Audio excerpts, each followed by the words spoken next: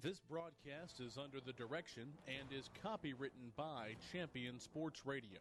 Any rebroadcast, retransmission, or use of the audio stream, and any and all other use of the accounts of this broadcast without the direct written consent and permission of Champion Sports Radio is strictly prohibited. All rights are reserved by Champion Sports Radio and ChampionSportsRadio.com. This is a presentation of Champion Sports Radio, your home for championship broadcasts.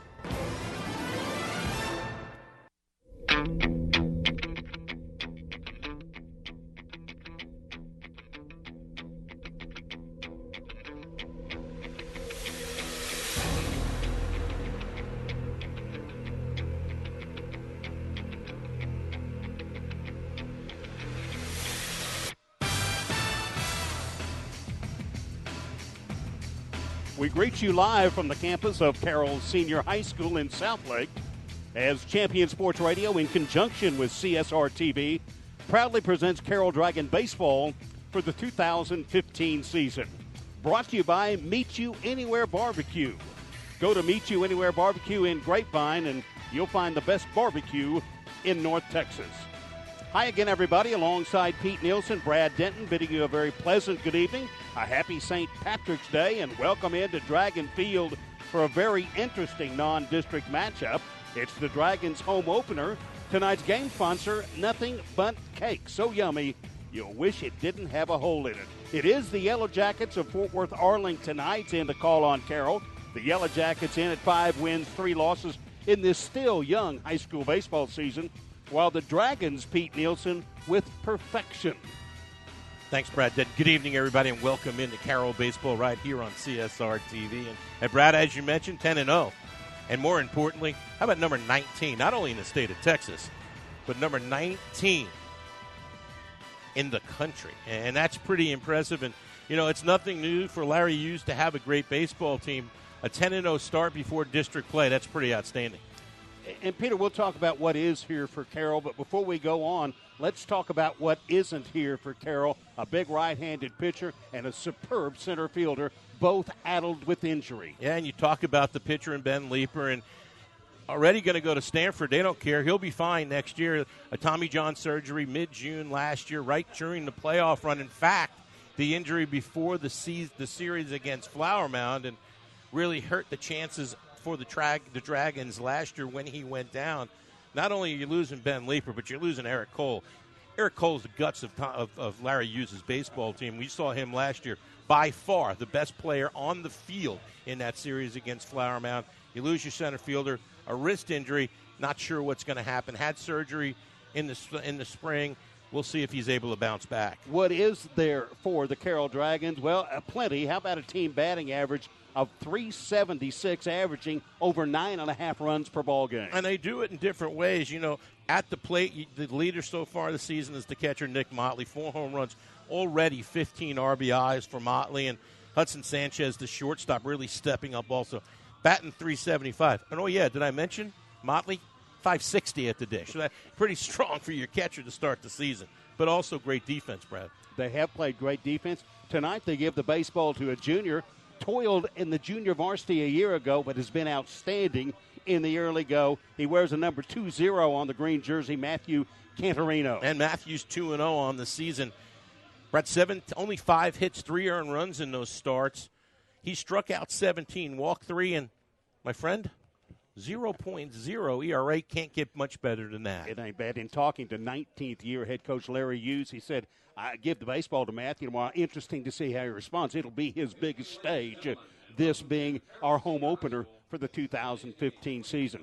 The opponent, Fort Worth Arlington Heights, they've won 5 of their 8 starts thus far, up from Class 5A in this non-district competition out of the Fort Worth Independent School District, just a powerhouse of a baseball program. They've been to the state tournament. They've won the state tournament before under previous longtime head man Tommy Elliott. He's passed the reins on to Chad Whiteley now in his 3rd year, and they will be a good test for Carroll this evening.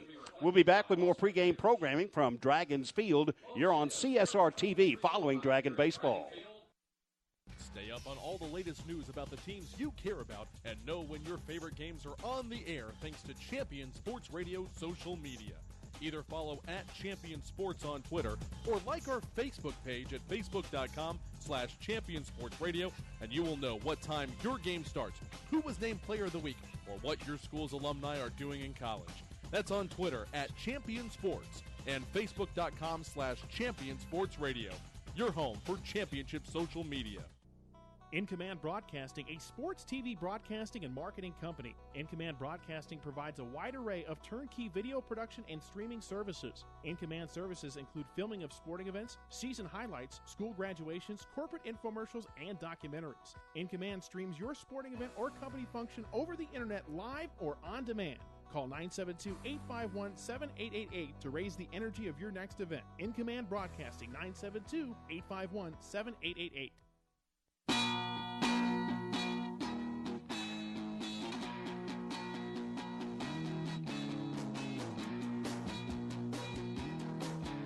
You see some youngsters there gathered behind home plate. It is Carroll Elementary School night this evening, and we do doff our cap to the youngsters who have worn the green and the black this evening for the Dragons home opener.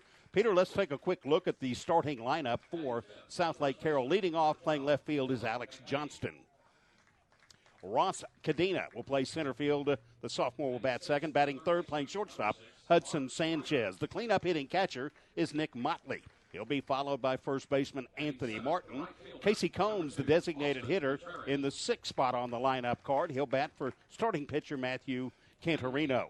Batting seventh, playing second base, is Drew Davis. The right fielder will bat eighth. He's Zach Farrar. And bottom of the order, playing third base, is Soren Krug for the Dragons. Again, Johnston, Cadena, Sanchez, Motley, Martin, Combs, Davis, Farrar, and Krug for Southlake Carroll. 10-0 on the year.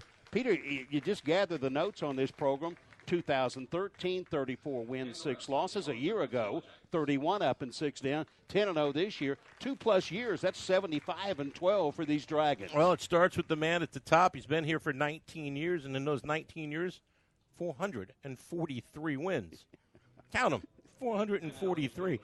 29 years as a coach, and 549 and 271 overall. So it starts with Larry Hughes, and tradition here. Everybody talks about tradition here at Carroll High School, and you start with your football program, but baseball program not too far behind. No, not too far behind at all. The head coach for Arlington Heights Yellow Jackets is Shad Whiteley. Again, they have won 5 of 8, and they will put a lineup card as follows. Leading off, playing second base, is Josh Soward. Batting second, the left fielder, Doak Dozier. Bob Henley plays center field, bats third, cleanup hitting catcher Dalton Brown. At first base, batting fifth, Dylan McBain. At third base is Mark Schreiner, batting sixth. Batting seventh is Austin Contreras, the Yellow Jacket right fielder. And Joseph Scambolari will go at shortstop, hit eighth, and bottom of the order for the Yellow Jackets designated hitter Harrison Lewis, who will bat for another right-handed, another junior pitcher who gets the baseball tonight in Henley. Blair Henley, he was good a year ago at the varsity level, 5 wins, 2 losses for Arlington Heights. And so far this year, 2-0, but the number's not as good as you're used to with Blair Henley. 9 2/3 pitch, 11 hits, 7 runs. He's walked 4, struck out 6, but Brad, the ERA up at 4.35, so it'd be interesting to see. You mentioned this Carroll baseball team comes into this one batting .376 as a team, averaging 9 runs a game. So Blair Henley best be on his best tonight to see what he can do to slow down this team. This year, number 3 since they installed the lights here at Dragon Field, and isn't it good to be able to come play baseball, the nightcap over here in Tarrant County. Yeah, it's great, and let's just hope the stuff that's been haunting a lot of teams this spring, and Lord, we know we need the rain, but it has hampered a lot of non-district play, a lot of tournament play. In fact, you talk to Larry Hughes, and he'll tell you he's lucky they've gotten 10 games in. Brad, the home opener, 10 games into the season here at Carroll. Yeah, not many, and, I think it says it all. They went down to the Round Rock tournament where they compete on an annual basis, only able to get in 2 of what were scheduled to be 6 ball games. Well, the starting lineups have been introduced, and on that third base line, dressed in gray, are the Arlington Heights Yellow Jacket. White breeches covered by the green jerseys. That's the Dragons. On the first base side, just about to rise on our feet, take our hats off, and cover our hearts as we anticipate our national anthem. Now, ladies and gentlemen, if you would please stand as we honor America with the singing of our national anthem as performed tonight by the Carroll Elementary School Choir under the direction of Mary McCracken.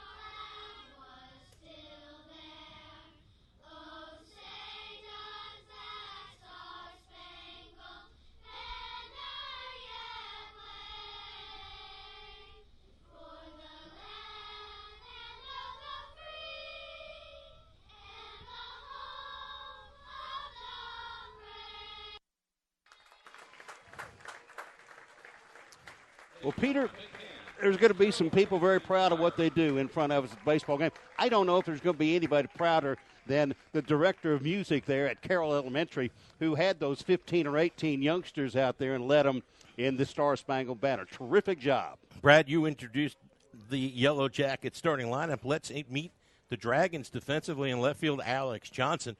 Ross Condeta is the center fielder. Zach Farrar over and right. Soren Krug is the third baseman. Hudson Sanchez, the shortstop. Drew Davis at second. Anthony Martin will play first base tonight. We talked about Nick Motley behind the dish. And the junior, Brad, Mr. Matthew Cantorino on the bump.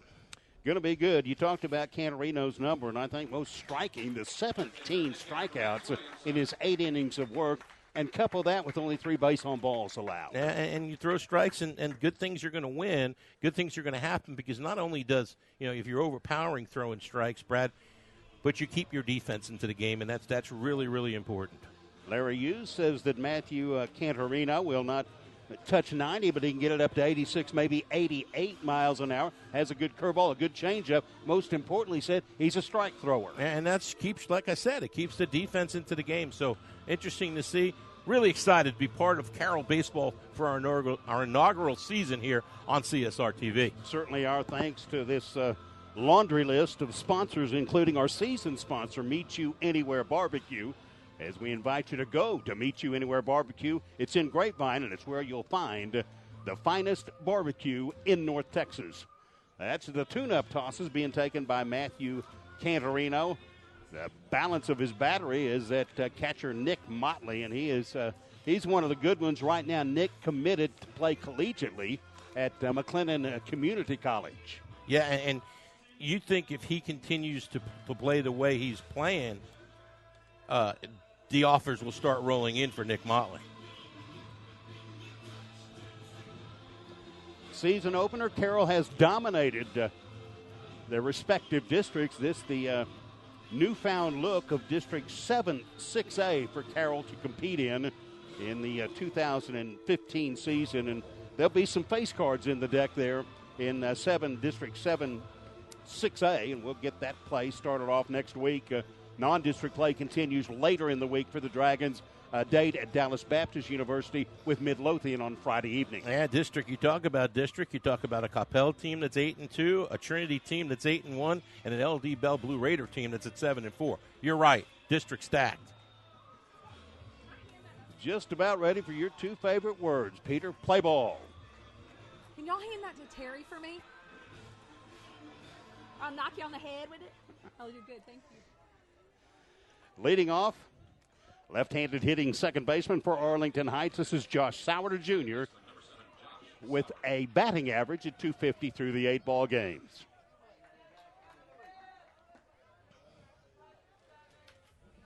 Cantorino looks in. Motley hangs the sign, the kick, and the initial offering. That's a swing and a miss. Strike one. Weather-wise, Peter, you mentioned peaked out at 80 degrees earlier today, had bright sunshine earlier, but currently opened this one with a canopy of cloud cover.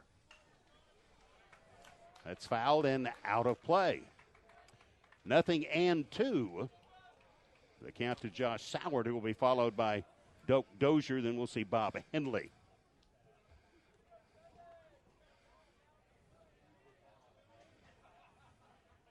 Cantorino way up in the count.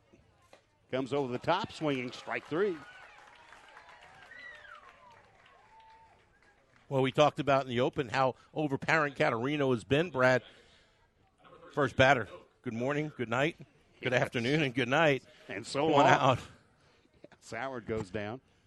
Here's another left-handed stick, plays left field. Doak Dozier is the name. One of the really good seniors. He'll take a look at the first offering, caught the corner on the outside, and called strike 1. Well, we talked about how he's a strike-throwing machine. Well, 3 for 3, or 4 for 4. Dozier digs in. Cantorino delivers up and away. Dozier, Brad, leading the team coming into this season, into the game, 333 on the year. 3 home runs, 7 RBIs. Doak Dozier is a early commitment to Stanford. That one slips through Motley, and it's the first non-strike of the ball game. The count goes 2 balls, or rather second ball, 2 balls and 1 strike to Doak Dozier. Bob Henley loosens in the on-deck circle. Dragons play Dozier straight away. Over the top, swinging. And missing is Dozier. Nothing but the exercise there. The count levels out. 2 balls and 2 strikes. Good off-speed pitch that time by Dozier. By Cantorino, getting Dozier off balance. Swing and a miss. 2 up and 2 down, both via the strikeout. That time of the swinging variety. And Brad, tell you what, all these food sponsors we got for Carroll Dragon Baseball, it's we're going to leave hungry every week. And find some new ones on the rotation before said and done. Talking about cakes and Italian street food, this is greatness.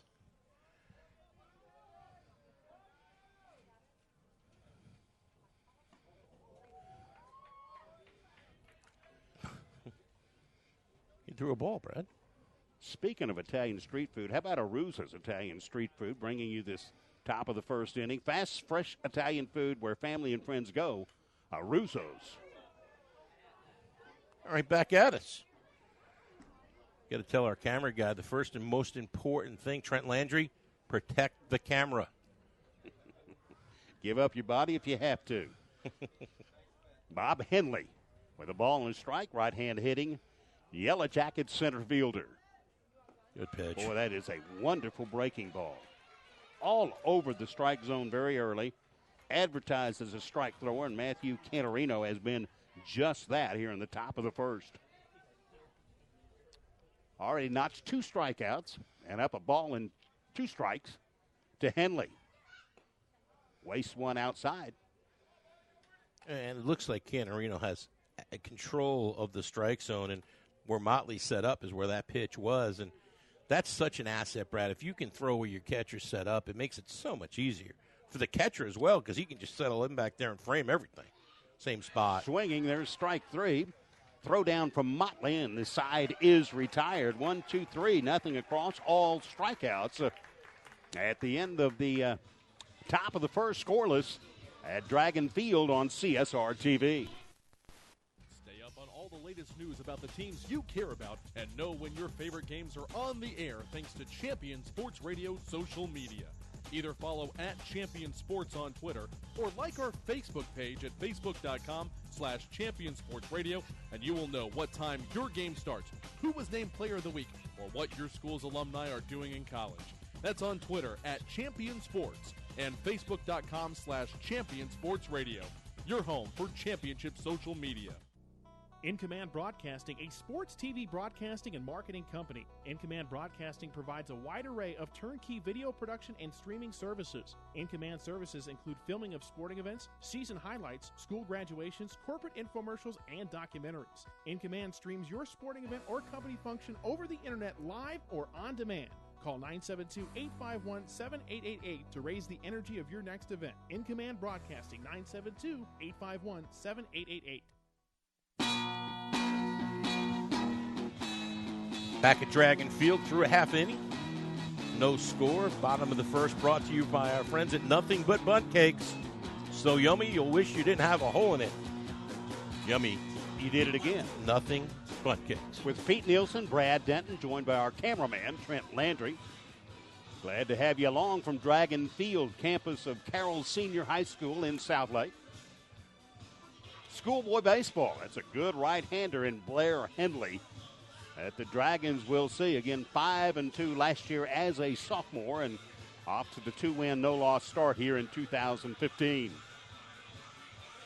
Carroll will send up left fielder Alex Johnston to lead things off. The senior hitting at .286 to be followed by center fielder sophomore Ross Cadena. And then we'll round it out with shortstop Hudson Sanchez. Johnston, Cadena, and Sanchez in the Dragon first. We'll introduce the Yellow Jackets defensively here, Brad, in a moment. But you talk about the young man on the mound, Blair Henley. Henley last season, first team all-district in District 7-5A, off, like we talked about, off to a slow start. Be interesting to see how he handles this hot-hitting, very, very strong Carroll offense. This an Arlington Heights team that went 22-13 in 2014. Here's Henley looking at Johnston. Called strike one. You can see where Blair Henley can get it up in a pretty good hurry. Yeah, strong, big, angular young man. Right side of the mound, as you can see. We'll be surprised if our home plate umpire makes him move that rosin bag, which is right behind his foot. That might be an issue. A quick couple of called strikes on Johnston.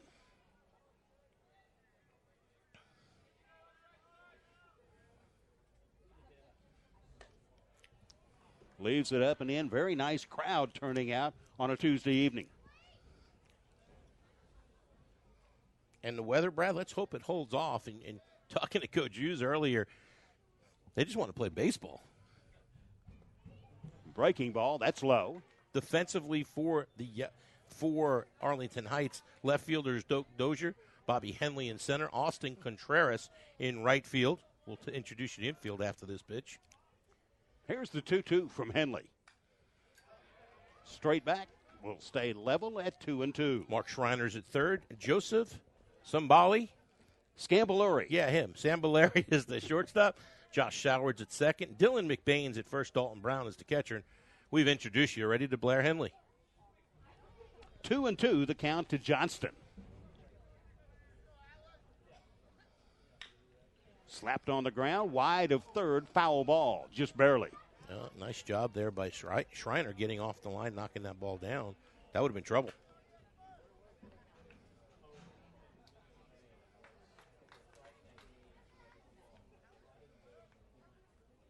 Already this will be the seventh pitch of this at-bat. So Alex Johnston doing what a good leadoff batter should do. Make that pitcher work.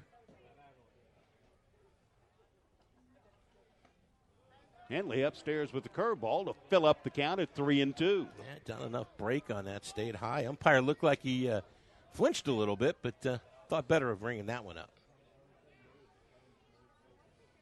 Payoff pitch. Fighting it off, foul right side.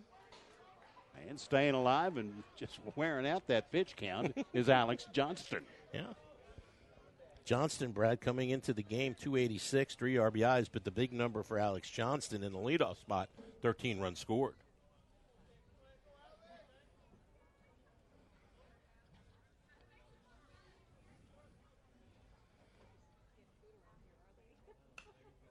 One more time, over the top. 1, 2, 3, 4, 5, 6. This will be pitch number 10. And no one's getting loose yet.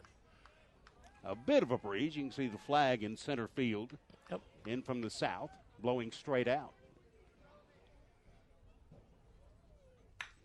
Staying alive, Alex Johnston. That's a great It's at-bat. a battle now. And a nice job by Henley, the pitcher, also, BD, just continuing to pound the strike zone. That's, just as important. Our home bay umpire is going to need a new bucket of balls.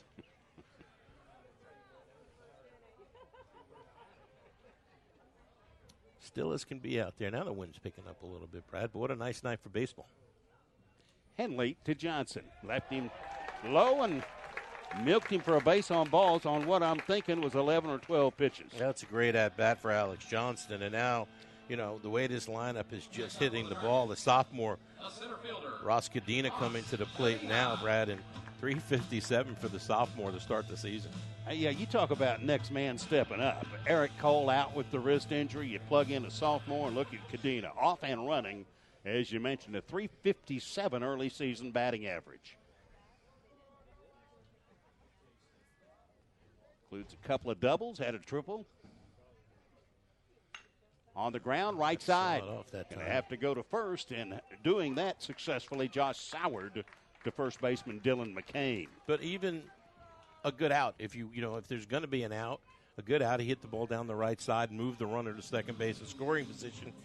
And that's kind of what you want when this young man's coming to the plate. Well, you got Hudson Sanchez. His 14 RBIs don't lead the Dragons. That'd be the next guy in the lineup. Cleanup hitting Nick Motley with 15 driven in, but the junior Sanchez, Dragon shortstop, hitting at 375 with the 14 driven in. And just does a good job defensively as well, but 8 runs scored on top of the 375 average. Good start for Hudson Sanchez. Throwing back and scrambling in safely. Face first, Alex Johnston.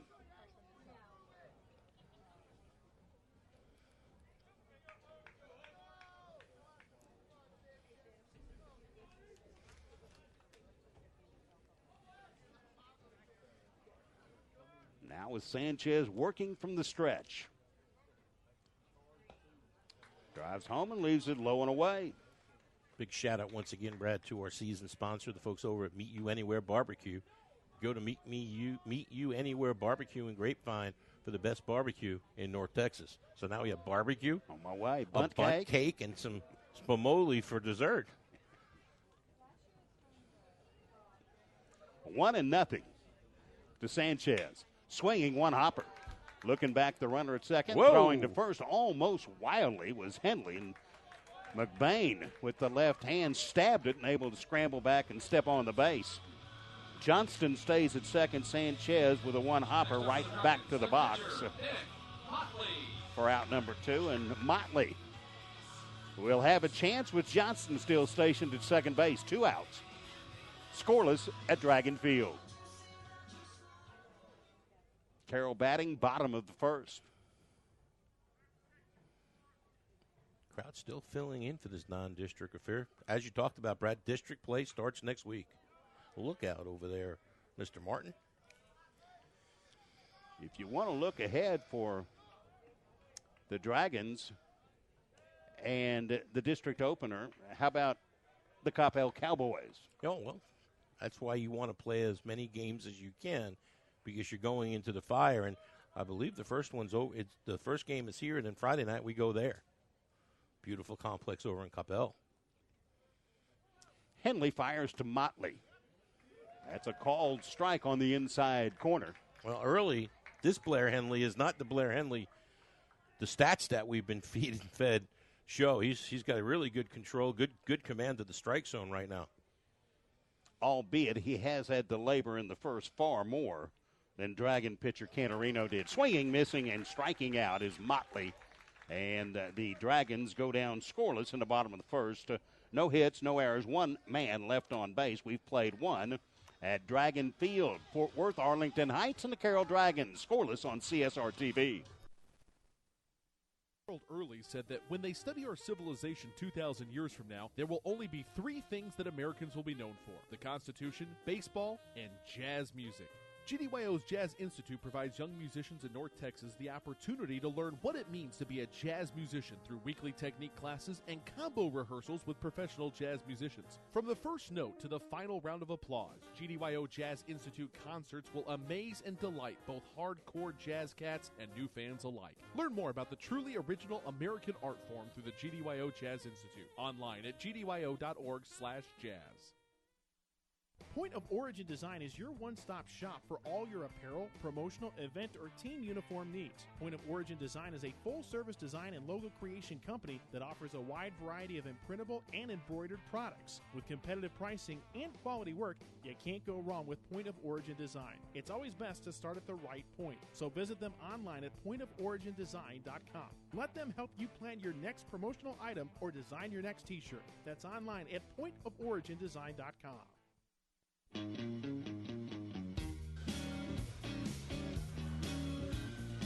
Through one here at Dragon Field. We're scoreless, top of the second inning, brought to us by our friends from Around the Plate Sports, where personalized coaching changes practice, passion, and transforms players into champions. That's Around the Plate Sports. And Brad Denton, top of the second inning.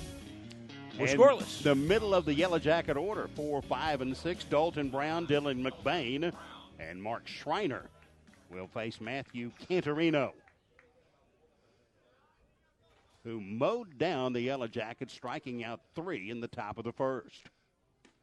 There's the pitch, the curveball on the mark, called strike 1 to catcher Dalton Brown. And Brown's a youngster that's committed his talents to I guess the nation's number 1 TCU Horned Frogs at the moment.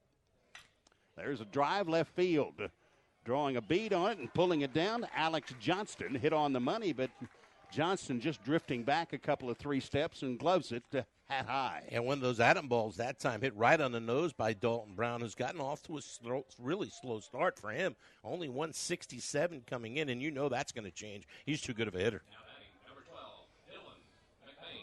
You heard the public address announcer introduce the crowd to Dylan McBain. Wears the number 1-2 on the Yellow Jacket jersey. Plays first base for Arlington Heights. Again, starting out with the curveball, this time missing, low and in to McBain. Yeah, the team batting average for Arlington Heights shy of 240 through their 8 ball games. They have not been stinging it at the pace that the Dragons have, who again through 10 ball games, the team batting average 376.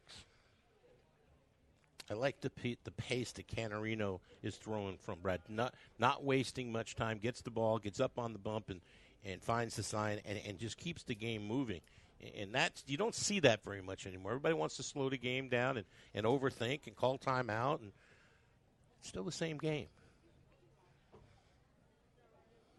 Cantorino, the count level, 2 balls and 1 strike, now go 3-1 to McBain. I think that's the first time that Cantorino's really been in the hole. Yep. 3-1, bases empty, 1 down, top of the second. Cantorino drives the fastball low on the knee, called strike 2. Painted on the outside corner that time, and McBain had, even if he swung at it, was going to hit a ground ball at second base.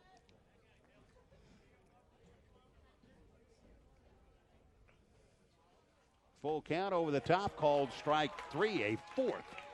Strikeout victim is Dylan McBain. Same spot right there on that outside corner. And when you got the command that Cantorino has right now, you're going to get that call, even though it may be a bit outside. But he threw it where Nick Motley was set up, and it's a good pitch. That's impressive. Battling back from being down 3 balls and a strike, getting the strikeout. Here's Schreiner. He'll swing and wave at the curveball. Living on that outside corner right now, and here's a young man, and Schreiner only at 167. So the bats for the Yellow Jackets are still in full doldrums. 5 up, 5 down. Fastball, boy, that's just below the letters, not called. Strike 2. Pete, is it me, or those Dragon outfielders look like they're playing relatively shallow? Well, with the batting average under 222, you think you're going to try to cut everything off. They are shallow. There's the pitch. Nice block by Motley down in the dirt. It's one of those 58-foot curveballs, and Motley does a good job of getting in front like he should. even though there's nobody on base. It's a nice job. The Dragons taking steps to getting ready for District 7 6A play. Fouled out of the way. We'll stay the ball in 2 strikes. Either one of these programs, regular customers to the postseason party. In fact, lots of district championships, 6 state tournament appearance for either. A state championship claimed by Arlington Heights back in 1996. And the Dragons, in their 6 trips to the state, have come away with 2 championships. Claimed the 3A crown back in 1982 and the Class 4A championship in 2002 under current head coach Larry Hughes. In fact, that was the last straw for Carroll as a 4A entry. They elevated immediately thereafter to the top rung of the classification ladder. There's a called strike 3, and sitting down is Schreiner, a strikeout victim, number 5 out of the 6 outs. And 1-2-3, nothing across for Heights in the top of the second. Middle of inning number 2, scoreless at Dragon Field. You're with the Dragons on CSR TV. I'm in a place for everything. As you'll see, projections for the next quarter are... He shoots, he scores! 2 points for team middle management. The office is not one of them. Jack, can I see you in my office? No pouting, it's your ball. Let's see what you got. But Whirly Ball is.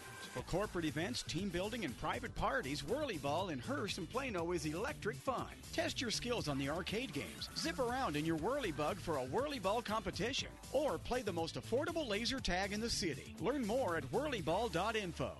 If you're a basketball parent or coach, you need StatGeek, the simplest way to keep stats ever created. Our easy-to-use iPad app turns anyone into a professional statistician, and all they have to do is simply follow the ball. Produce full and accurate box scores and play-by-play reports. Send accurate stats out to your fans, media, or recruiters. It's sports statistic collection redefined. StatGeek is available right now in the iPad App Store for just $4.99, and there are team fundraising opportunities available as well. On the web at statgeek.com. StatGeek, keep your eye on the ball.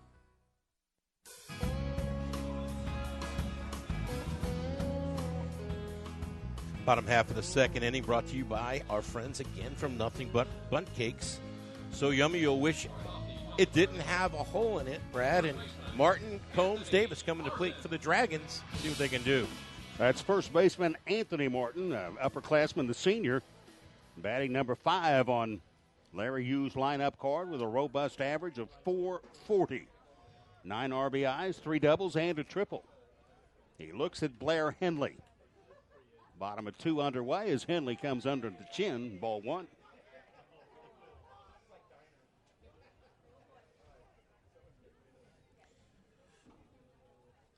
Designated hitter Casey Combs will be next. Henley comes fastball and good rip at it. But foul straight back from Anthony Martin.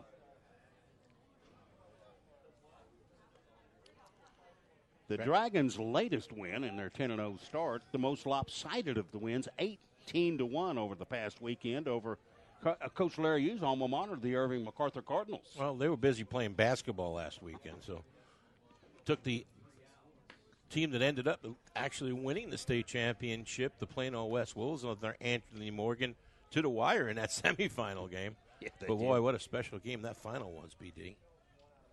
Yeah, it was. West had to work far harder than most thought they would. Yeah, so much talent on that team. And, well, what in the world? Boy, when a home plate umpire calls time, he wants everybody in the building to know.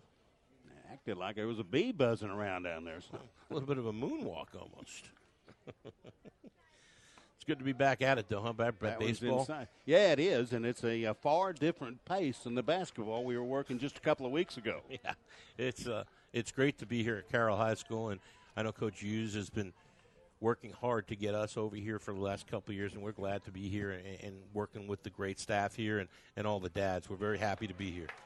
Henley with a very patient walk to lead off the second inning for Carroll. That's second leadoff walk for the Dragons. The first thing you recall about Alex Johnson had a great at-bat, but got as far as second base and wasn't able to move up. And see what Coach Hughes decides to do now with Coach Casey Combs coming to plate. Combs only batting .391, partner. Peter, I said Henley with the patient walk. It was, in fact, Martin, the patience at the plate offensively. Henley, the guy that delivered ball 4. Oh, Henley was just as patient, just didn't throw him a strike. Casey Combs digs in right side. Martin leads off of first. It's a good pitch, and that's a weak swing. Strike 1. Yep. Looking fastball, got a little ball with a wrinkle on it, and a little bit out in front that time. Combs, the DH for starting pitcher Matthew Cantorino. And Casey Combs with a good start, a senior hitting .391. Blair Henley over the top, swinging foul ball, dribbles back to the screen. Looked like Combs was going to try to take that to right field and push it in that direction at least, and was just a little bit late and almost got our catcher back there, Dalton Brown. Two really good catchers today, Dalton Brown and Carroll's Nick Motley. Yeah, You're not going to find two better backstops around the Metroplex. 0-2, the count to Combs. Henley over the top, just missed.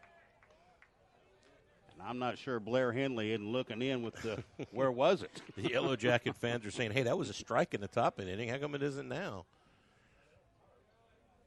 Just a bit outside. A ball and 2 strikes. Combs to be followed by Drew Davis. Hit left side, one hopper. The shortstop makes the play to first. No chance to turn 2.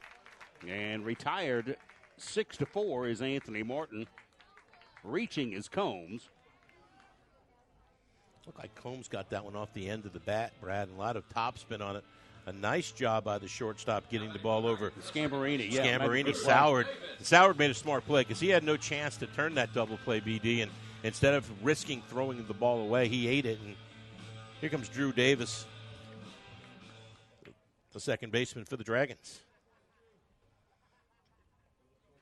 Davis, another big average, .346 through 10 ball games. 3 doubles, 5 RBI. Hit on the ground, right side. Soward, the second baseman, goes to second, over to first, and they got the twin killing. And that'll do it for the inning. 4-6-3. Nice relay by Scambolini. And the Dragons come out of the bottom of the second. No runs on no hits, no errors, and nobody left on base. We are scoreless through 2 complete at Dragon Stadium. Stay tuned. CSR TV coverage of Dragon Baseball continues in a moment.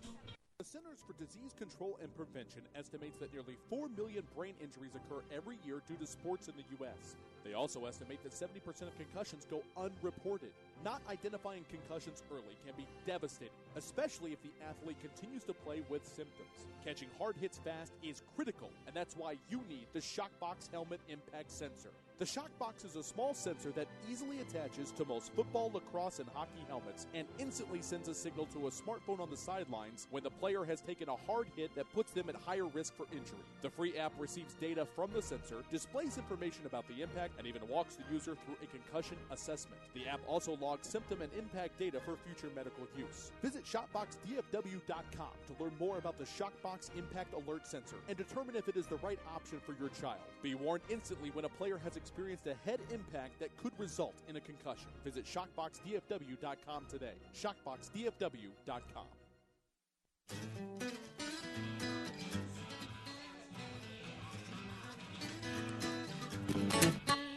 We move to the top of the third inning at Dragons Field. Third frame brought to you by Classic Silks and Accents Fine, custom silk florals, window treatments, and accessories for residential and commercial interiors. Proudly serving our customers for 15 years. Call Diana at Classic Silks and Accent, area code 817-821-4756 to take you through the middle 3 innings. Here's my partner, Pete Nielsen. Bottom half of the lineup for the Yellow Jackets, Austin Contreras. Your shortstop, help me, Brad. Scambolini and Harrison Lewis, the designated hitter. Matthew Cantorino, 4 strikeouts through 2 innings for the Dragons. Contreras steps in, batting average of .071, just to 1 RBI on the season, and a stolen base. One run scored. Cantorino's first pitch fouled straight back, 0-1. Did you mention that Matthew has faced 6 and struck out 5, retired all 6? Yeah, I did, and just very like I said early last inning, Brad, the mound presence and the pace that he's throwing the ball at, he's doing a really nice job. 0-1. Just outside, 1-1. I can assure you, if you're Larry Hughes and you lose a face card like Ben Leeper, you're looking for somebody to step up, and Cantorino has here in the early go.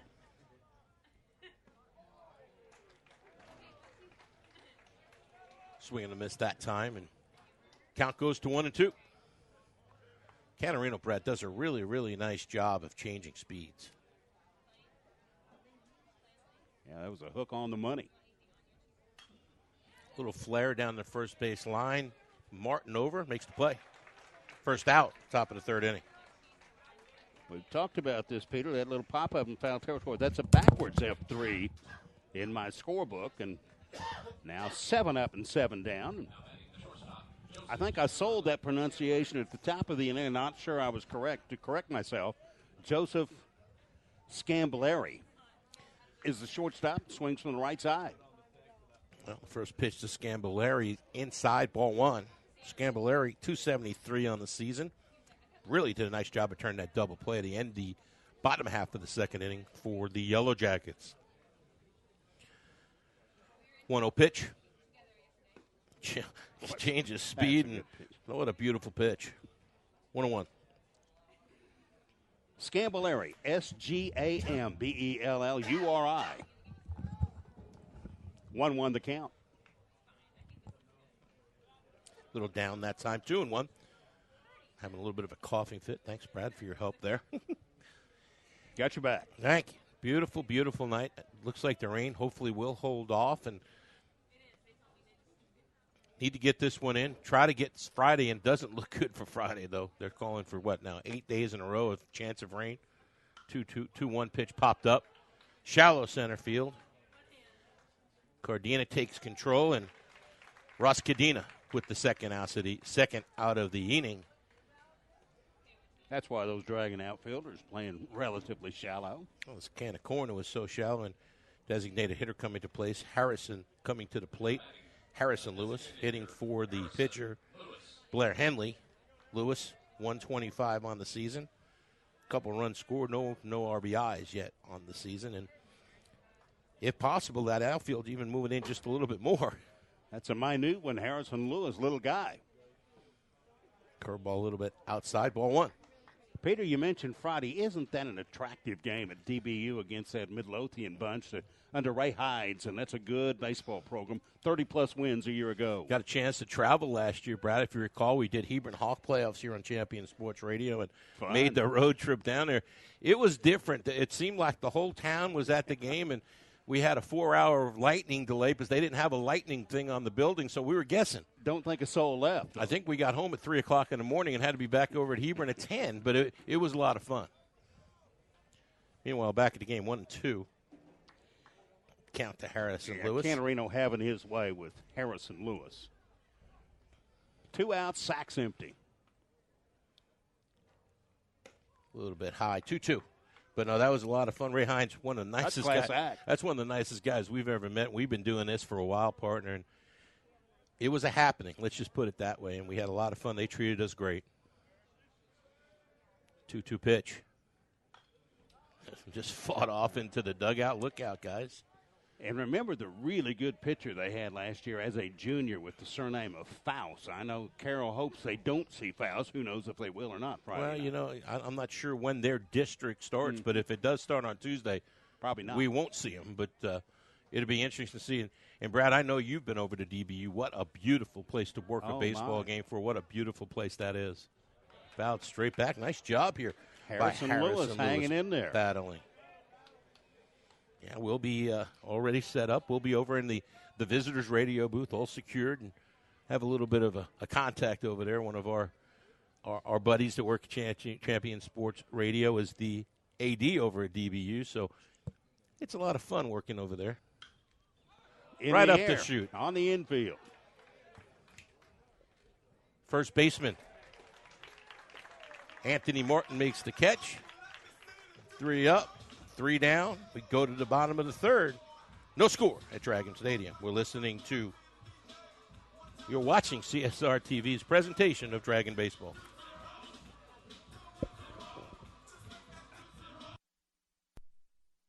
Conditions can be fixed, but many of us don't know we have a problem until it's too late. On April 2nd, 2009, Zachary Schraw, a 16-year-old sophomore offensive lineman, died of sudden cardiac arrest, the number one cause of death among student athletes. Like so many SCA victims, Zach had no heart issues, nor did anyone in his family.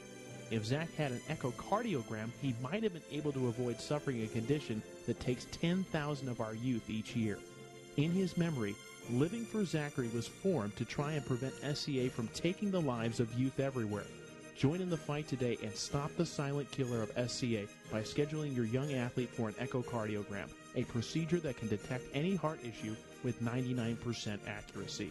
For more information, visit www.livingforzachary.org. That's living4zachary.org, and let your heart be heard.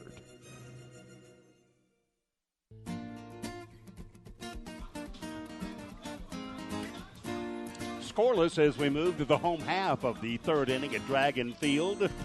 CSR TV brings you this one. It's presented tonight's game sponsor, Nothing Bundt Cakes. So yummy, you'll wish they didn't have a hole in it. Nothing Bundt Cakes, bringing you South Lake Dragon Baseball this evening. 10-0, the Dragon record, 5-3 for Arlington Heights. With the play-by-play, here's Pete Nielsen. 8-9, then the top of the order for the Dragons here in the bottom of the third. Right fielder Zach Farrar come to the plate. Zach batting .500 on the season, partner. 4 RBIs, 3 runs scored through 10 games. And, again, there's no weak link in the starting lineup for Larry Hughes and these Dragons.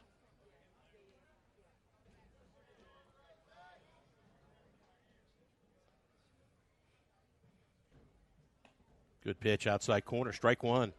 Farrar, one of those coveted left-handed batters you love to see sprinkled in your lineup. Yeah, and Henley did a nice job, Brad. I like the pace that Henley works as well.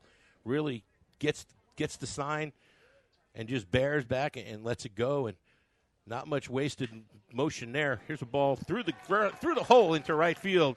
The first base hit of the ball game, Zach Farrar. Now, third time the Dragons have had a leadoff base runner on, and let's see what they can do to move him this time. Last inning, a leadoff walk was erased by a one-out double play. First inning, a leadoff walk and couldn't move Alex Johnston. But here comes Soren Krug, the ninth place hitter.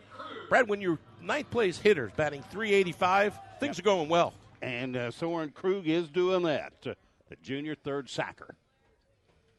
Let's see if we see a little bunt here. Move that runner over. Try to get that first run on the board, and offers that a pitch up a little bit high, but home plate umpire does call a strike. He did offer 0-1.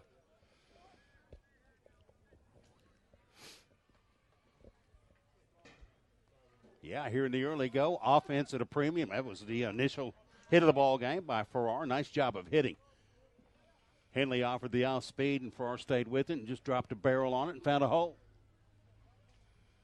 Catcher sets up outside for the 0-1. Go to first. McBain, the angular one over there. It's twice he's had to show his stretchability on some throws from Henley, the pitcher, Blair Henley. Dozier, Henley, Bobby Henley, and Contreras, the outfield for the Yellow Jackets. Nice bunt. It's going to roll down the line. Foul. Good job. Boy, did Dalton Brown jump out of there and try to get that before it went foul, but goes foul. 0-2 now, the count to Krug. Well, Peter, I'll have to ask you what this may mean from a meteorological point of view, but that flag out there simply limp at the moment, and it was kicking pretty good a half hour ago. I'm not sure what that means, BD. I think maybe we got tired. It's been blowing so hard the last couple of months around here.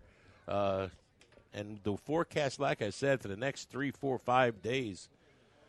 Wet stuff. Wet, lots of rain, but, we can't complain. We really do need as much rain as we can, and slow down the game a little bit, clean home plate, and a little conversation between our base umpire and the starting pitcher, Blair Henley. Not sure what that might be about. Maybe just to slow him down a little bit, B.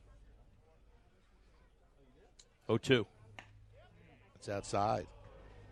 And up, ball one. Brad, Meet You Anywhere Barbecue is our season sponsor for Carroll Dragon Baseball.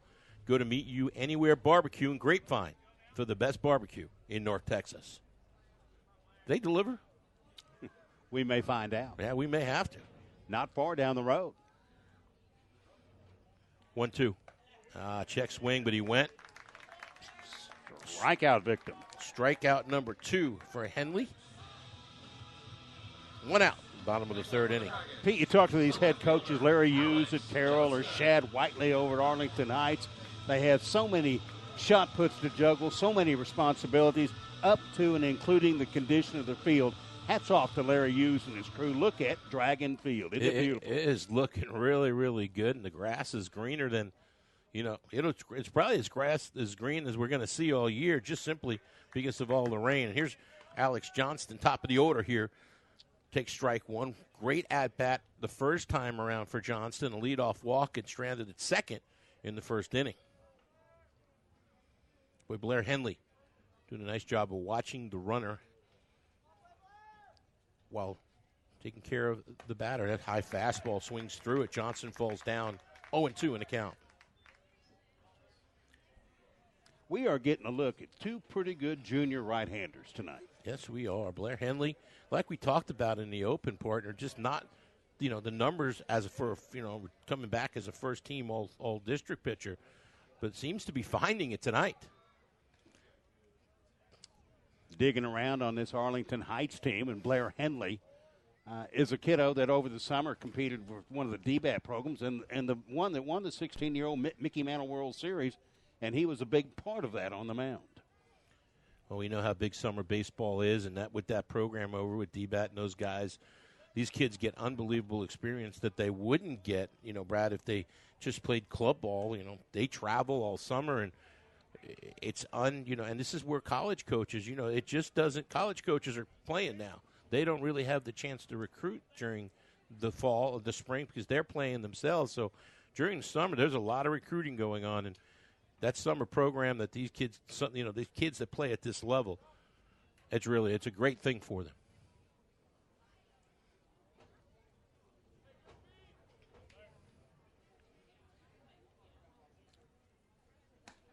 Good pitch. Boy, that is a wonderful pitch. Back-to-back strikeouts. Got inside in that tough place to hit the ball. Even if you hit it, you're going to hit it off your hands, and came in and did a really nice job getting the second strikeout. 3rd strikeout for Johnston in the game, 2nd in a row. Here comes Ross Cadena, the sophomore center fielder. Cadena swung at the first pitch, his first time out, and grounded out to the second baseman, Josh Howard.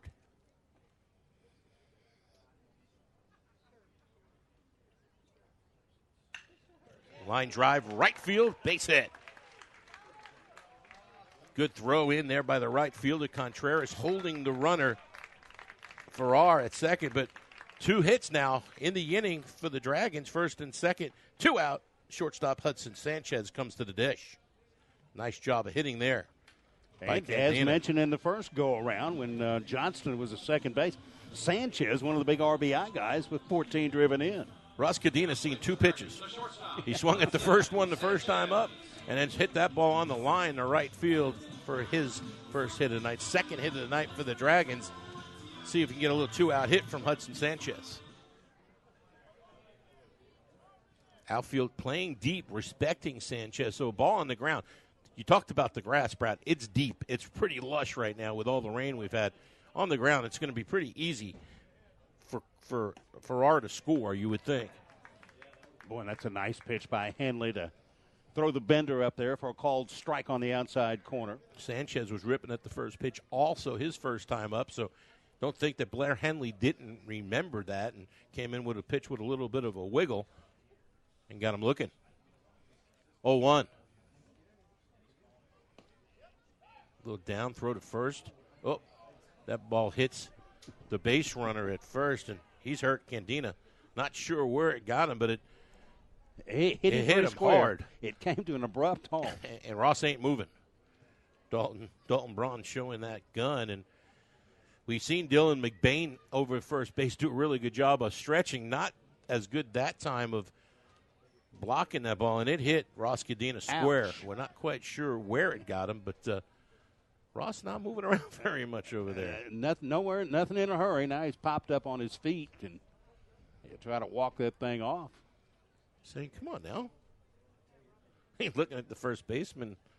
Come on, big fella, catch the ball for me. All that good glove work I saw you do, you couldn't catch that one?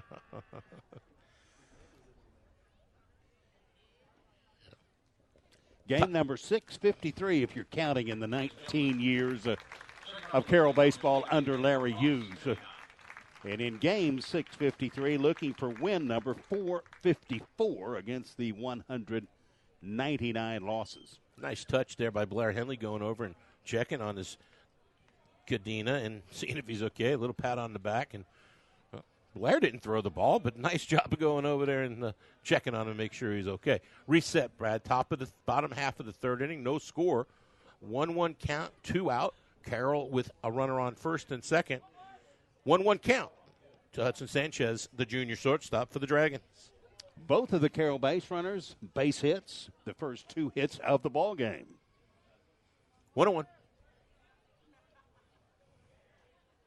Second baseman with a bluff. Pitch inside, slow roller to shortstop. One step makes the throw. Can't come up with it. Ball was down. McBain unable to make the play at first, and bases are now loaded. I think that's an error on the shortstop for the low throw. What do you think, partner? I'm going to go E6 myself because I think a good throw would have beaten the runner. I think I agree. And looking down the press row here up in the booth, and get no argument, do you? No argument from anybody here. So bases juiced, and the guy you want to the plate for the Dragons, here's Nick Motley. That would have been a tough play for Spring. Why am I having such a hard time with that name? It's not that hard. Scambarini. Would have been tough play, but if he comes up with a good throw, he gets the speedy Hudson Sanchez. Inside ball 1 to Motley.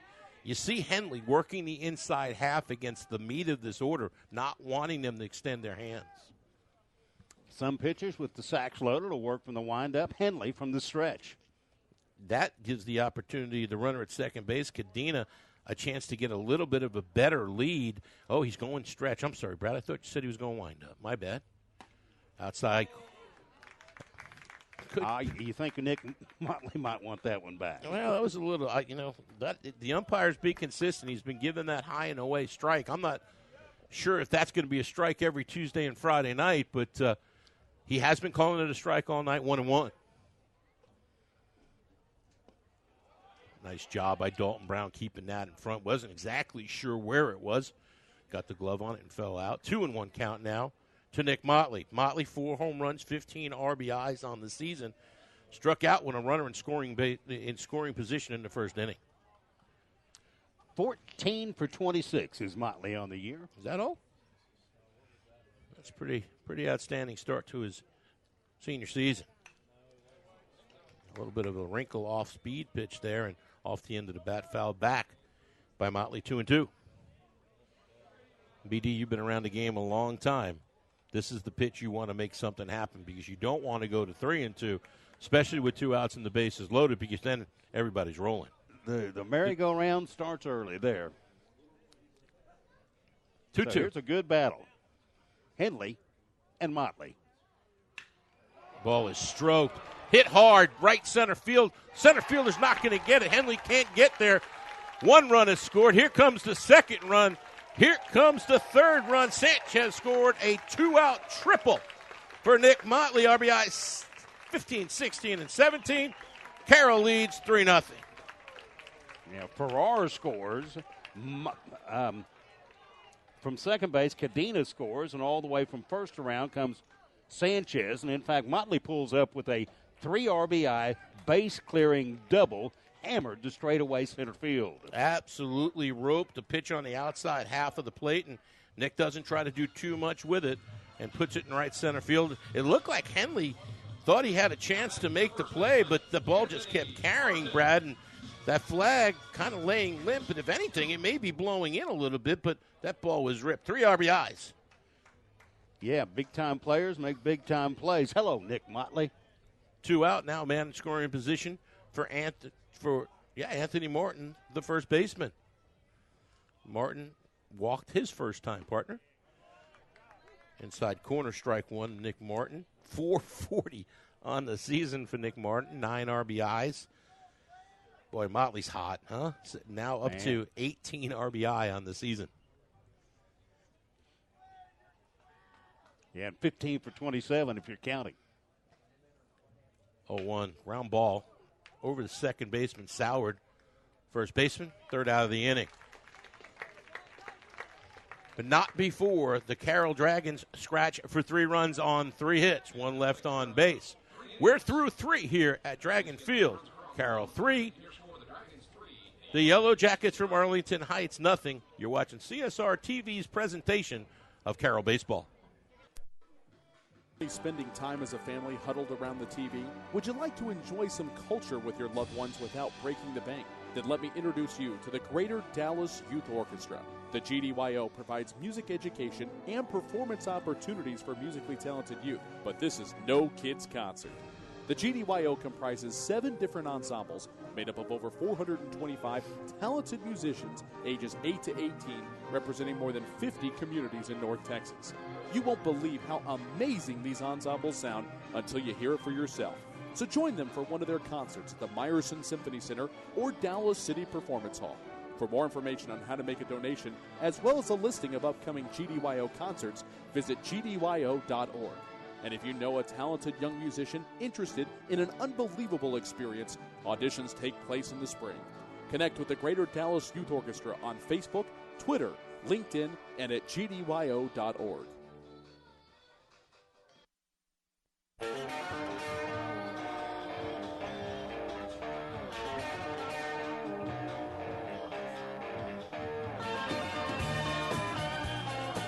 A productive bottom of the third for the Dragons. They send 7 to bat. 3 of those score, all driven in on the double off the bat of Nick Motley. We go to the 4th inning, and the Dragons have jumped out to the 3-0 lead. This 4th frame is brought to you by Jeff Irwin State Farm Insurance Agency. For all of your insurance needs, call Jeff. You'll find him at area code 817-251-8900. Top of the order for the Yellow Jackets, Josh Soward. To the dish, the second baseman, 0 for 1, struck out his first time. We'll question whether or not Soward offered at the 1-0 pitch, and he did not, so ball 1. Catarino faced a minimum through the first 3 innings. And trying to find a base runner here is Josh Soward. Fouls back the bunt, and Brad go back to the bottom of the 3rd inning. What a really nice job of hitting that time by Nick Motley. It was, and from an Arlington Heights point of view, how costly was the throw in the dirt from the shortstop. Yeah, you extend the inning and let possibly the hottest hitter, one of the hottest hitters in the Metroplex, come to the plate, and he does the damage. 2 of those runs would be unearned. Nope, just 1, right? Just 1.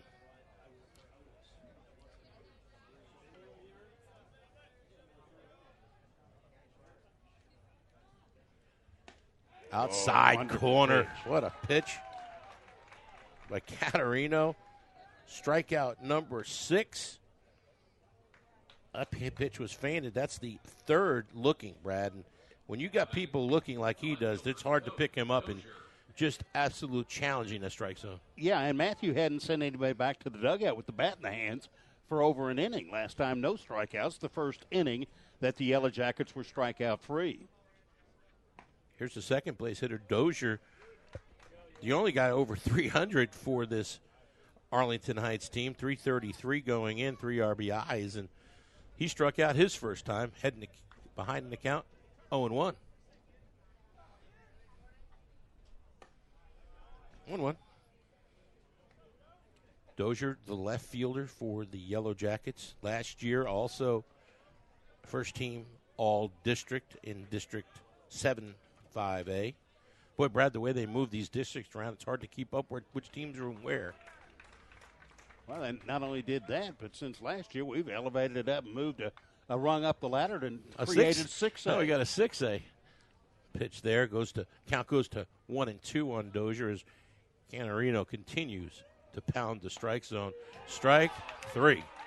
That's the same pitch he just called, so the Arlington Heights kids are going to have to make an adjustment because that was the same pitch he called strike 3 on Soward. So if it's a strike to Soward, it should be a strike to Dozier. Strikeout number 2, number 7 on the game for young Matthew Cantorino. Here's Bobby Henley, center fielder. Struck out in the first. Fastball right down Broad Street or Broadway or the middle or over the plate and cut it in half that time.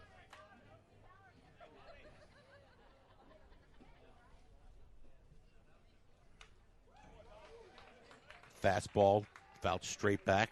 Henley right on top of that one, just fouled it straight back. Kent goes to 0-2. Top half of the fourth inning. Dragons lead 3-0. CSR TV presentation of Dragon Baseball. And, Brad, don't forget about our friends over at Meet You Anywhere Barbecue. Go to Meet You Anywhere Barbecue in Grapevine for the best barbecue in North Texas. Season sponsor, and we sure do appreciate the folks at Meet You Barbecue. Keep talking about it. I'm going to stop there on the way home. I'll meet you. Maybe I'll just follow you. Yeah, just follow me. You know me, I can smell it. 0-2 pitch. Outside corner, strike 3. 3 in a row for the inning. All 3 go down looking. We're through. 3.5 here at Dragon Field. They continue to lead 3-0 over Arlington Heights. We'll be back after these words. On all the latest news about the teams you care about and know when your favorite games are on the air thanks to Champion Sports Radio social media. Either follow at Champion Sports on Twitter or like our Facebook page at facebook.com/Champion Sports Radio, and you will know what time your game starts, who was named Player of the Week, or what your school's alumni are doing in college. That's on Twitter at Champion Sports and facebook.com/Champion Sports Radio. Your home for championship social media.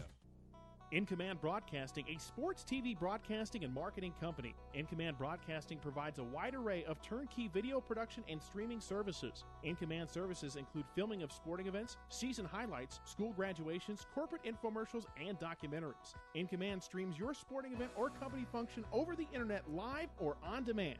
Call 972-851-7888 to raise the energy of your next event. In Command Broadcasting, 972-851-7888.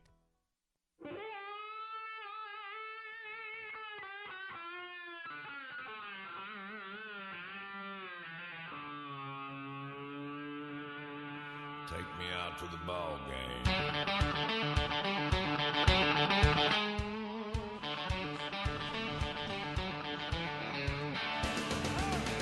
Along with Pete Nielsen, Brad Denton, CSR TV brings you this one, Dragon Baseball.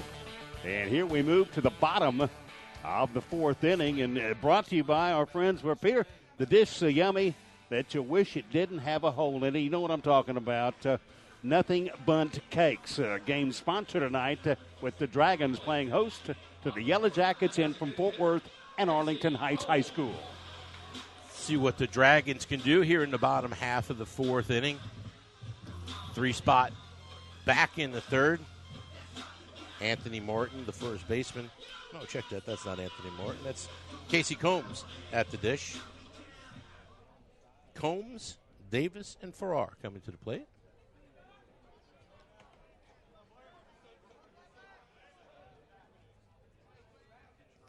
Forgot to mark down the third out of the last inning.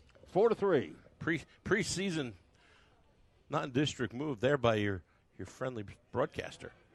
Good pitch there on the outside corner. Count goes to 1-1. Combs' first time hitting to a fielder's choice and was stranded at first base in the second inning. 3:46 for Casey Combs. Outside, 2-1. A lot of respect between these programs. Annually, they will scrimmage each other in a February outing, and they did that 3 or 4 weeks ago. Larry Hughes says that, I saw Heights. They've got plenty of arms. Don't they always? It's funny. The Fort Worth schools, you don't talk about them very much, Brad, baseball-wise, but this one is special. Yeah, they've been around. Nice facility there, nice baseball facility, and a nice campus, Arlington Heights. In fact, Coach Hughes had shared with me, if we did start getting the wet stuff, that the plan tonight was to move over there and play over there tonight if we had to. But thankfully, the rain has held off enough, and looks like we're going to get this one in, partner. Yeah, the advantage there, Arlington Heights has field turf. Turf, yeah. Little nubber back to the mound. Good job of Henley. Oh, he slips and throws the ball into right field, and I'm not sure what happened. We talked about how green the grass is. It might be a little damp. Henley did a nice job of getting off the mound, but airmails that one out to right field, and now the leadoff runner on second base. Second error of the night for the Yellow Jackets. Leadoff runner on second base. Tough to make a good throw, Peter, when you're on your way to sitting on your wallet. Yeah, you can't, and probably the smarter thing would have been to put it in his pocket while it was on his wallet, but threw the ball away, and I think there'll be a coaching moment here as we have a courtesy runner for the Dragons. Checking MBD with the glasses, as he always is, always prepared. Well, the youngster wears a number 8. He's a senior outfielder. Kevin Kramer, the runner, spelling Combs at second base. Kramer to run for the Dragons. Kevin Kramer. A little bit of a coaching moment out there as looked like Coach Whiteley came out and said, now, Blair, you've done a great job. Now, let's not help them. They're pretty good. They don't need very much help. But battle back. You got this guy hit into a double play his first time. Throw another ground ball here. Here's Drew Davis. As I said, 4.63, his first time out at the plate. Ball one in the dirt, and Kevin Kramer going to move up on the wild pitch. Now a runner on third base with nobody out for Drew Davis. And you know, Henley really hasn't done a bad job up until now. And, you know, maybe a little rattled by slipping and throwing the ball away there on that easy out back to the mound. Yeah, a bit benevolent here in the bottom of the fourth with the throwing error, now the wild pitch, and all of a sudden Kramer's propped on the sack 90 feet away. Davis, 346 coming into tonight. 5 RBI. Curveball stayed high. 1-1. Starting with the initial Dragon at bat, Alex Johnston, I think it was a 12-pitcher. Mm-hmm. They have worked Blair Henley. He has thrown a lot of pitches. That's a good sign. You know, it's a sign of a good team, Brad. We've seen it over the years and the teams we've covered. Those long at-bats go a long way when you get into the fourth and fifth and sixth inning. And good teams don't give at-bats away, and that's always been the case for Larry Hughes. Down in the count now, 3-0. I guess the first pitch was a ball. I thought it was a strike, buddy. There hadn't been much help for Blair Henley this inning. No. He hasn't helped himself, and the fellas in blue haven't given him much help either. 3-0. Some warm-up action down the left field line for the Yellow Jackets. Ball 4.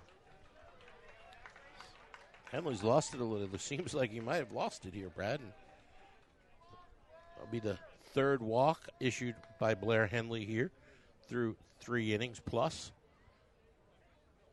Here comes Zach Farrar, the right fielder. Junior. A left-hander warming up in the Yellow Jacket bullpen. Gabriel Mendoza, likewise a junior. And we may see Mendoza. Maybe he's just getting some work in. We'll see. He ain't getting warmed up in very much of a hurry, Nope. I can tell you that. First, third, nobody out. See Dalton Brown there is calling out the defensive signals, what we're doing here if the ball's hit up the middle.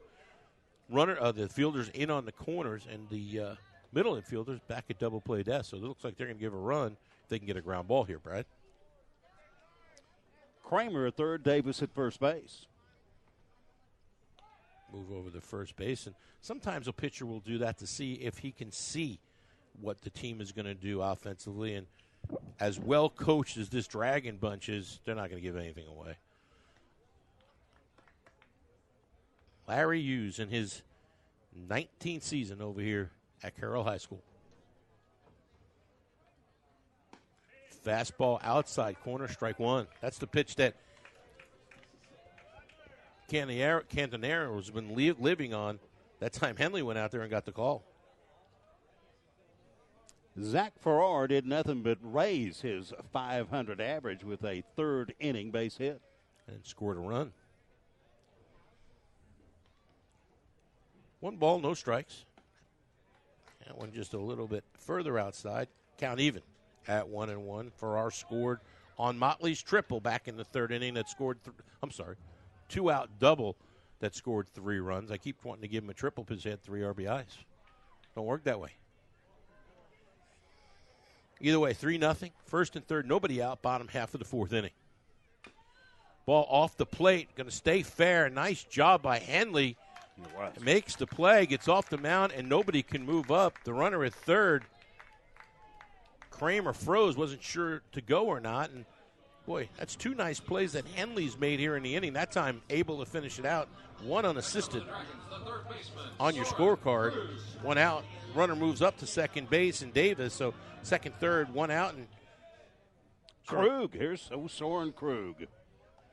Krug, the third baseman, struck out his first-time partner.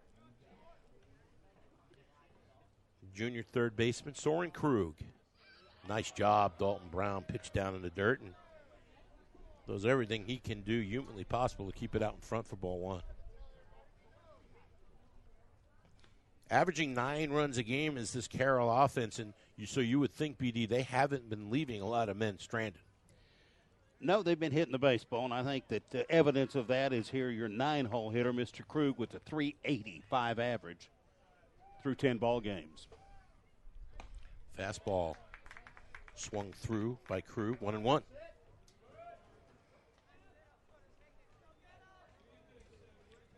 Just a junior, Soren Krug. 3 RBI on the season. Now 7 runs scored out of the 9-hole. I'm sorry, just still 6. He didn't score his first time. 6 out of the 9 spot. That's still pretty good through 10 games, partner. A little safety action going on there. A nice job of bringing the back by Krug. Pitch was outside the zone, and it's a good thing it was no suicide. That would have been a tough pitch to bunt for Soren. 2-1. Game goes to a bit of a crawl.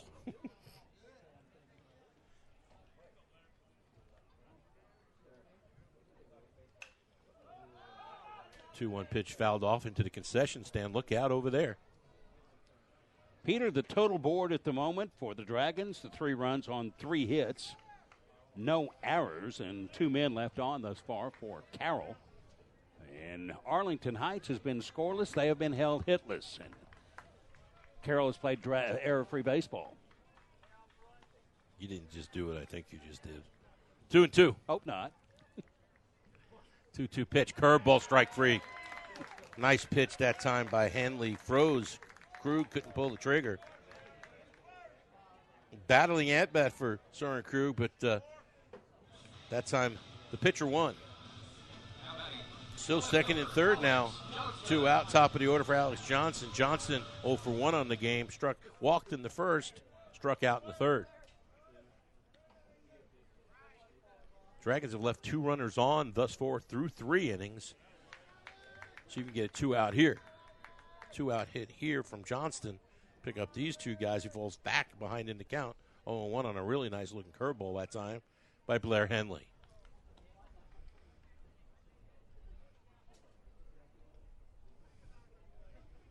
Johnston, the senior left fielder. Oh, inside. That only had Alex Johnston ducking our home plate umpire. Give the old flincharoo too. 1-1. You look at the stat sheets and you'll find that 2 out RISP. And what Motley do with 2 outs and the bases loaded, runners in scoring position, drove in 3. Let's see what Johnston can do.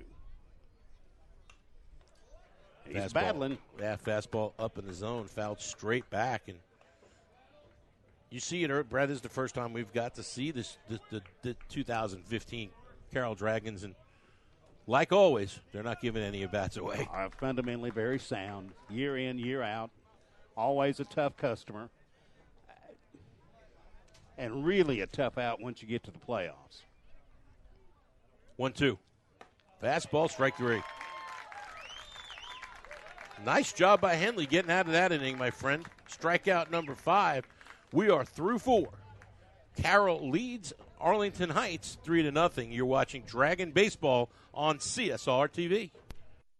I'm an in a place for everything. As you'll see, projections for the next quarter are... He shoots, he scores! 2 points for team middle management. The office is not one of them. Jack, can I see you in my office? No pouting, it's your ball. Let's see what you got. But Whirly Ball is. For corporate events, team building, and private parties, Whirly Ball in Hearst and Plano is electric fun. Test your skills on the arcade games. Zip around in your Whirly Bug for a Whirly Ball competition. Or play the most affordable laser tag in the city. Learn more at whirlyball.info. If you're a basketball parent or coach, you need StatGeek, the simplest way to keep stats ever created. Our easy-to-use iPad app turns anyone into a professional statistician, and all they have to do is simply follow the ball. Produce full and accurate box scores and play-by-play reports. Send accurate stats out to your fans, media, or recruiters. It's sports statistic collection redefined. StatGeek is available right now in the iPad App Store for just $4.99, and there are team fundraising opportunities available as well. On the web at statgeek.com. StatGeek, keep your eye on the ball.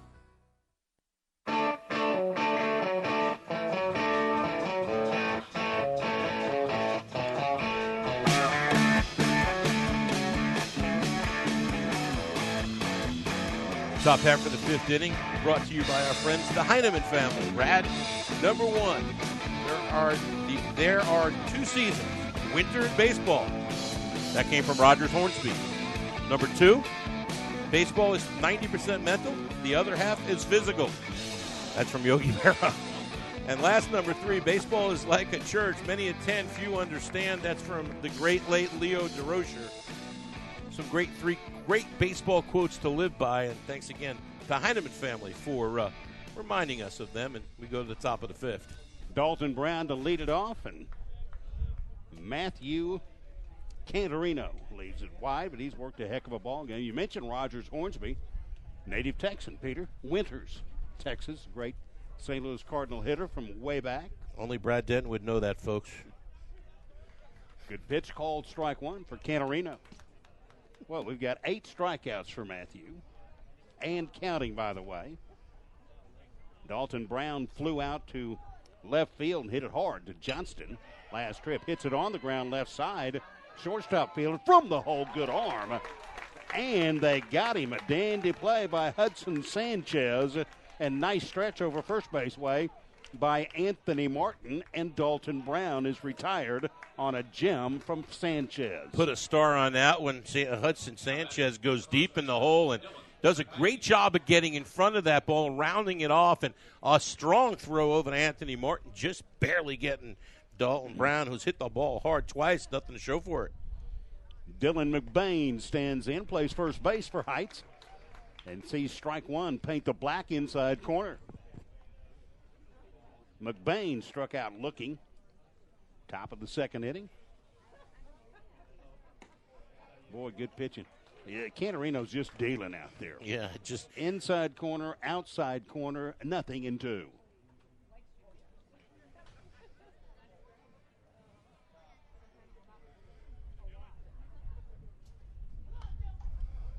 We talked about it in the open, Brad, and we saw an example of that, how easy it is to play defense when your pitcher's pounding the strike zone. You don't have time to think about other things because if you're pounding the strike zone, it's a good chance if they're going to, put the ball in play, and you got to be able to make that play when he does. And you saw it right there. Sanchez with a great job, and here we go again with another strikeout. Out number 2, and oh, by the way, the Heights Yellow Jackets have sent up 3, 6, 9, 12, 14, and 14 have been Next up for the Yellow Jackets, the third baseman, Mark turned around. Well, that's twice you've done it, so we'll see how. Yeah, I know.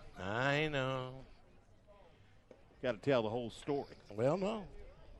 Just a little bit down, apparently, in the strike zone there. And he hasn't been given the down strike. The ball down in the zone hasn't been a strike. Everything up has been, so there's been some adjustments made. Schreiner digging in. Well, that was down, and he called it a strike, so who knows? Mark Schreiner struck out in the second. Boy, Cantorino got out of the gates in a big way, striking out 5 of the first 6, and just hadn't looked back. When you got the control and the command that he has right now, these Yellow Jacket hitters are going up there guessing, and you can't guess. When you got a pitcher out there throwing as hard and with the command of the off-speed stuff, you can't guess, and that's exactly what they're doing. Just a piece of it, Schreiner. Count stays at 1-2. Hadn't been a lot of action defensively for the Dragons tonight, what with the 9 strikeouts registered by Cantorino. Looking for 10 here. Oh, just missed it. Half of the infield was running to the dugout. That infield features Soren Krug at third base. Hudson Sanchez sparkled at shortstop earlier this inning. Drew Davis at second, and Anthony Martin down first base way. Carroll outfield left to right, Alex Johnston. Ross Cadena in the middle, and in right field is Zach Farrar and Nick Motley behind the dish. Boy, Schreier having a good at-bat here. Flares one down the right field line. No chance for Zach Farrar down the right field line to come up with that one. Zach Farrar's playing like a short right field. Ball hit hard to him. He has a chance to throw the guy out at first base. Inside corner. There's that called strike 3 and strikeout number 10. And one more time, Heights goes down in order. 3 up and 3 down, and we have completed 4.5 innings at Dragon Field. String of bagels on the board for Arlington Heights. Into the home half of the 5th. It's Carroll 3, Arlington Heights nothing on CSR TV. Writer Gerald Early said that when they study our civilization 2,000 years from now, there will only be 3 things that Americans will be known for: the Constitution, baseball, and jazz music. GDYO's Jazz Institute provides young musicians in North Texas the opportunity to learn what it means to be a jazz musician through weekly technique classes and combo rehearsals with professional jazz musicians. From the first note to the final round of applause, GDYO Jazz Institute concerts will amaze and delight both hardcore jazz cats and new fans alike. Learn more about the truly original American art form through the GDYO Jazz Institute. Online at gdyo.org/jazz. Point of Origin Design is your one-stop shop for all your apparel, promotional, event, or team uniform needs. Point of Origin Design is a full-service design and logo creation company that offers a wide variety of imprintable and embroidered products. With competitive pricing and quality work, you can't go wrong with Point of Origin Design. It's always best to start at the right point, so visit them online at pointoforigindesign.com. Let them help you plan your next promotional item or design your next t-shirt. That's online at pointoforigindesign.com.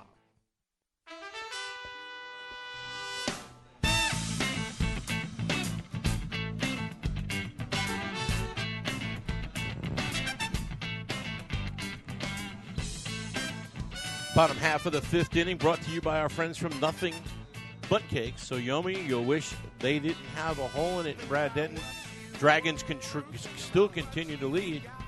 2, 3, and 4 coming to the plate. You tell us all about it. Here's Brad Denton. New arm on the mound for the Yellow Jackets here to the bottom of the 5th. He moves in from shortstop, Joseph Scambarini. And he's a right-hander. He's completed the tune-up tosses, and we'll get the number on that new shortstop in the ball game. He wears number 7. Is Josh Soward, who moves over from. Now Soward stays at second base, and moving to shortstop is Jack Clark. Clark now at shortstop as Scambarini moves in to pitch. Joseph Scambarini takes over in the 5th, and Henley will close the books after 4 complete. 4 complete for Henley. He goes 4 innings, gives up 3 hits, 5 strikeouts. 3 base on balls, 3 runs, only 1 of them earned. Here's Scambarini on the mound, his first batter. Hit on the ground on the right side. That's the shortstop, and Clark makes the long throw to retire.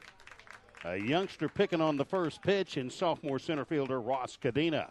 Cadena has seen 3 pitches and 3 at-bats. Not choosy. Next up for the Dragons, the shortstop, Jack Clark. Just checked into the ball game, and Peter, who said you couldn't cook with cold grease, he makes a play on the first pitch of the inning. Great baseball name there, Jack Clark. Hudson Sanchez digs in on the right side, and Scambarini leaves it shy as Sanchez wearing that black 3 on the green jersey on top of the white Dragon breeches this evening. Junior shortstop into tonight's game, hitting .375. Unable to find the mark. 2 balls, no strikes to Hudson Sanchez.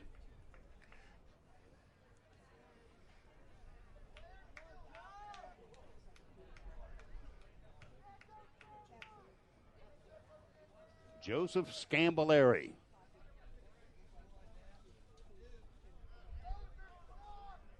Got a quick out in the bottom of the 3rd inning.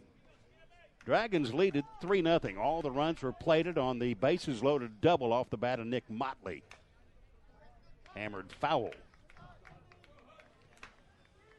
Mr. Nielsen, I mentioned that Carroll makes some big hay in the playoffs, and a regular customer 17 out of the previous 18 years in the Larry Hughes regime.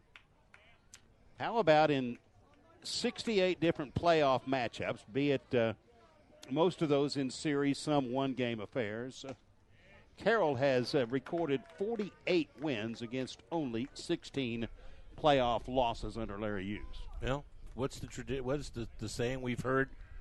Tradition never graduates. You just keep reloading out here, and Larry Hughes has done a great job of keeping the ball rolling literally out here.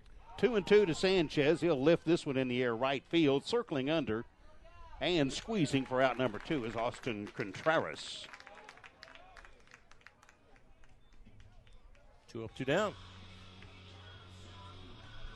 Next up for the Dragons, the catcher, Nick Motley. And here comes possibly my friend, one of the hottest hitters in the Metroplex, Nick Motley. As they say, he can swing it.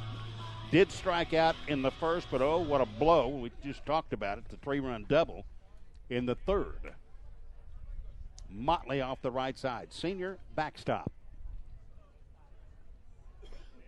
Curveball and a good one. Drops in for a called strike 1. Meet You Anywhere Barbecue. Go to Meet You Anywhere Barbecue in Grapevine for the best barbecue in North Texas. Proud to be the season sponsor for Carroll Dragon baseball broadcasts here on CSR TV.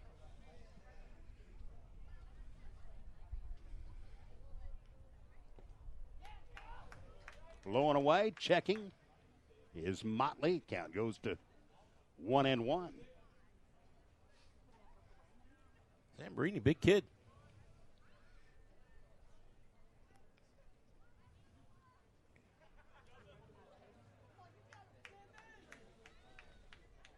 Senior. Motley lifts the curveball out of play, right side. Good ball move. Good movement on that pitch there, Brad. Down and away from Motley. And over the top comes Big Joseph Scamborini. We mentioned the 4 long balls for Motley, and that's a bunch in only 10 ball games. Yeah. And with the conditions we've had, the air's been heavy. He's had to hit those balls pretty hard. Swinging here off the fist, foul territory. Giving chase and making the play is McBain. Dylan McBain retires Motley. And it's a very quick 1-2-3, bottom of the 5th for Carroll. We're through 5. We're at Dragon Field, and the home-standing Carroll Dragons have the 3-0 lead over the Arlington Heights Yellow Jackets. You're watching Dragon Baseball on CSR TV. Boost in exposure? Want to reach local, community-minded folks with information about your business? Join the Champion Sports Radio team and advertise during these games. In the last 4 years, Champion Sports Radio has broadcast over 600 games for more than 3.5 million listeners. And Champion Sports Radio wants to help you use major high school sports to reach thousands of local fans right in your community. It's also a way for your business to give back to the community by helping all these well-deserving student athletes get some recognition for their accomplishments. The cost simply can't be beat for the effect it will have. You get a lot of bang for your buck, and best of all, it provides an opportunity for the best advertisement of all, word of mouth. To secure your prime commercial spot during the broadcast, contact Thomas Lee at Champion Sports Radio by phone at 972-741-0334. That's 972-741-0334 or online at championsportsradio.com. Champion Sports Radio, your home for championship broadcast.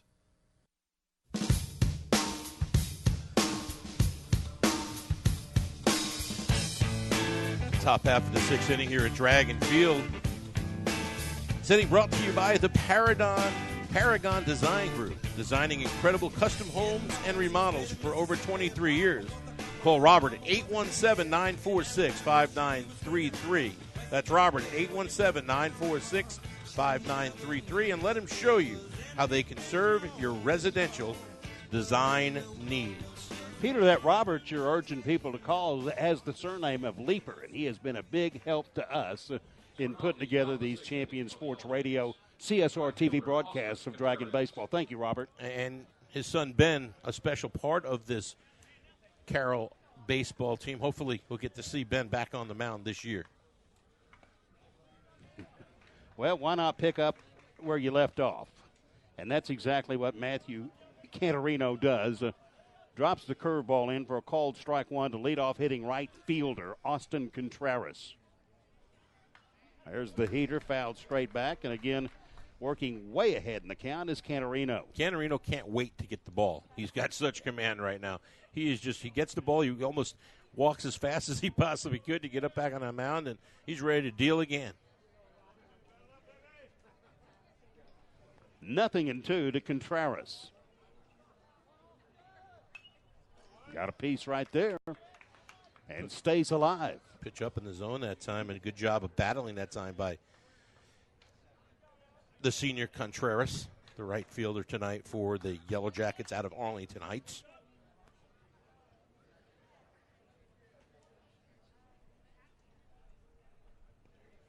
Uh-oh.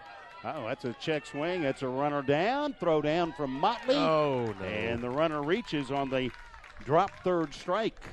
Well, pitch down in the dirt with tough play from Motley. It hit him, Brad. It rolled away, and Contreras shows good speed and is able to reach. And the first base runner, and I believe that goes as an error on the catcher.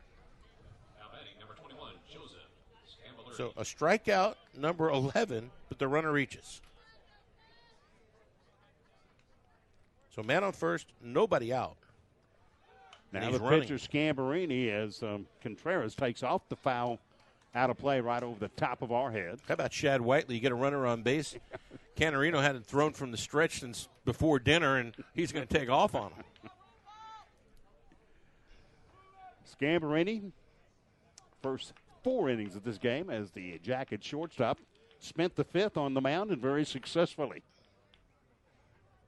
Scambarini flew out to center fielder Ross Cadena his first time, and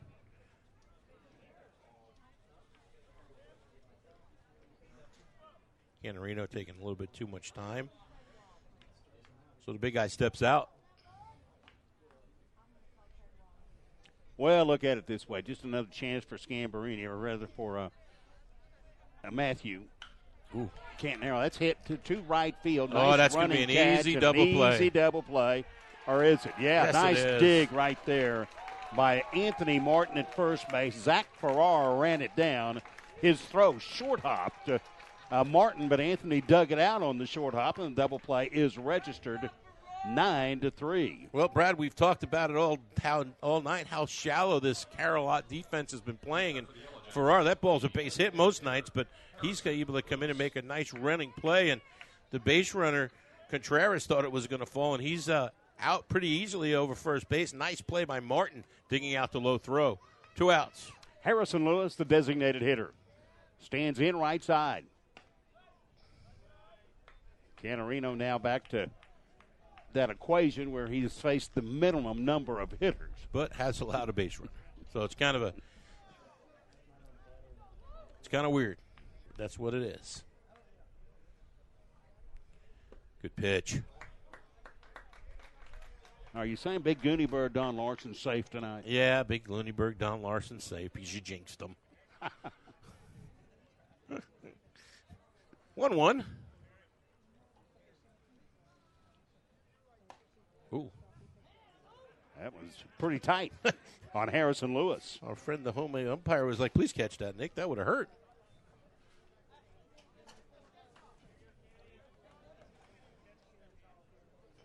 Top half of the 6th. Moving right along here, partner.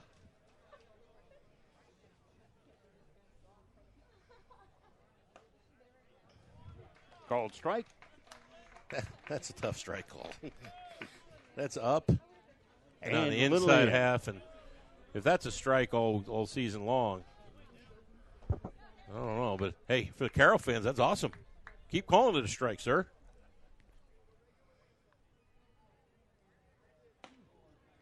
That one a little tight. Came back into the kitchen. That time a little bit too far in, maybe a little down too, partner. 3-2. Not sure he's gone to 3-2. Well, one other time. There's a little looper. Farrar has it. Almost dead in his tracks. He's playing backup second base. Easy play. Well, no runs, no hits, no Carroll errors, and nobody left on base, even though briefly there was a Yellow Jacket base runner. Middle of the sixth at Dragon Field. All Carroll Dragons have the Yellow Jackets by a count of 3-0 on CSR TV.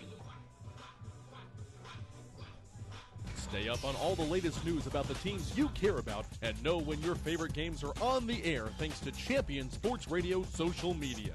Either follow @Champion Sports on Twitter or like our Facebook page at facebook.com/Champion Sports Radio, and you will know what time your game starts, who was named Player of the Week, or what your school's alumni are doing in college. That's on Twitter @Champion Sports and facebook.com/Champion Sports Radio. Your home for championship social media. In Command Broadcasting, a sports TV broadcasting and marketing company. In Command Broadcasting provides a wide array of turnkey video production and streaming services. In Command services include filming of sporting events, season highlights, school graduations, corporate infomercials, and documentaries. In Command streams your sporting event or company function over the internet live or on demand. Call 972-851-7888 to raise the energy of your next event. In Command Broadcasting, 972-851-7888.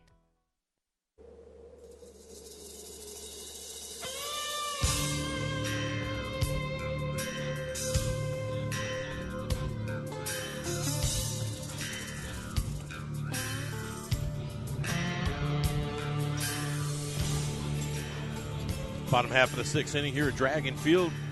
Dragons continue to lead 3-0. Once again, a big shout out to our friends from Nothing But Cakes. So yummy, you'll wish it didn't have a hole in it. For bringing us the bottom half of the sixth, here's Brad Denton.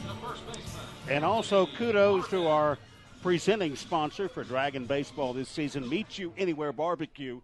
Go to Meet You Anywhere Barbecue. It's in Grapevine, and you'll find the best barbecue in North Texas. Leading off, Dragon first baseman Anthony Martin. Walked in the second and rolled out to the second baseman in his third inning at bat. Nothing for one officially.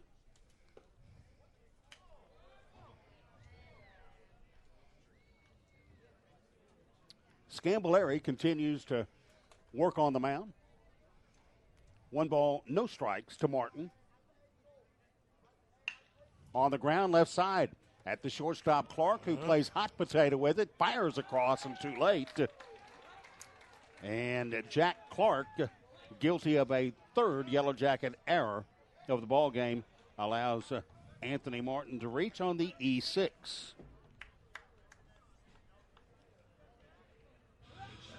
Looks, Brad, like you have a pinch hitter here. No, as a matter of fact, it's Casey Combs. Oh, my bad. Designated hitter. I see the third base coach making some gyrations toward the dugout, and maybe I need to learn the gyrations better. We've had that problems over the years. And Drew Davis, Dragon's second sacker, looses in the on-deck circle. Carroll 3-0. Home half of the sixth. 1 on, nobody out. The pitch to Combs, runner going, throw down, and sliding in safely with the stolen base is Anthony Martin. Well, you can see why TCU has their eyes on Dalton Brown. That pitch down in the dirt, and he made that close at second base, but a good jump that time by Anthony Martin, now running in scoring position once again, Brad, for the Dragons. Left 4 on base tonight. Yeah, Carroll would love to chase home a 4th run this inning. Even though the 3 seems pretty safe with Cantorino on the mound. That's a bunt right in front. Scambolari goes to third. No force there, and the runner's safe. Runners on the corners. That's a fielder's choice, and Scambolari kind of lost his head there, I think, that time, and thought he had the force out, but didn't. So now first and third, nobody else. nobody out for the Dragons knocking on the door. Yeah, again, Heights being just a little generous here, allowing the leadoff man to reach on the shortstop error, and then the mental error by the pitcher throwing here. And here's third-year headman Shad Whiteley to come out to visit with his senior right-hander. Meanwhile, Casey Combs reaches on that fielder's choice you mentioned. He's stationed at first base, and 90 feet away down on that third base bag is Anthony Morton. And the Dragons have had a couple of opportunities tonight to, leaving runners on base back in the fourth inning, Brad, and again in the first and in the third. So see if they can bust this thing open. Well, a chance for Larry Hughes to maybe look in at Drew Davis and, pointing towards district, pointing towards perhaps playoff, find out what you can do. Can you get down a sacrifice or a squeeze bunt? This is what non-district baseball's for, Brad. To find out what your team is made of and what they can and can't do. So it'll be interesting to see. No bunt. Combs thinks about it, and then he scrambles back to the base in front of the throwdown from Dalton Brown.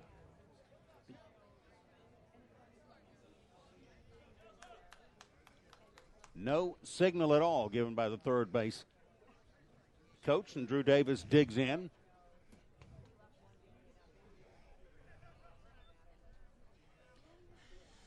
With the count, a ball and no strikes. Oh, good move. Close play over at first. Nice move that time by Mr. Scambarini. Billington now is checked in as your courtesy running over there. Stephen Billington. Thank you to our public address announcer for letting us know. Little number. Billington, a couple of Billingtons on the roster. I want to say they're twins, and Michael Billington, and now running at first base, Stephen Billington, but hang on to that, Pete. They're part of triplets. They've got a third one, a sister. Once again, ladies and gentlemen, and folks new to Brad Denton, only he can know stuff like that. You ask questions, you question answers. Drew Davis stands in. And another throw over, and that is a good quick move by the senior right-hander for the Heights Yellow Jackets. I give my partner a hard time, but ladies and gentlemen, there ain't not many better to do this high school broadcasting. It's really my pleasure to sit next to him every time we get the opportunity. We have had some fun, Peter. Swinging and foul out of play right side.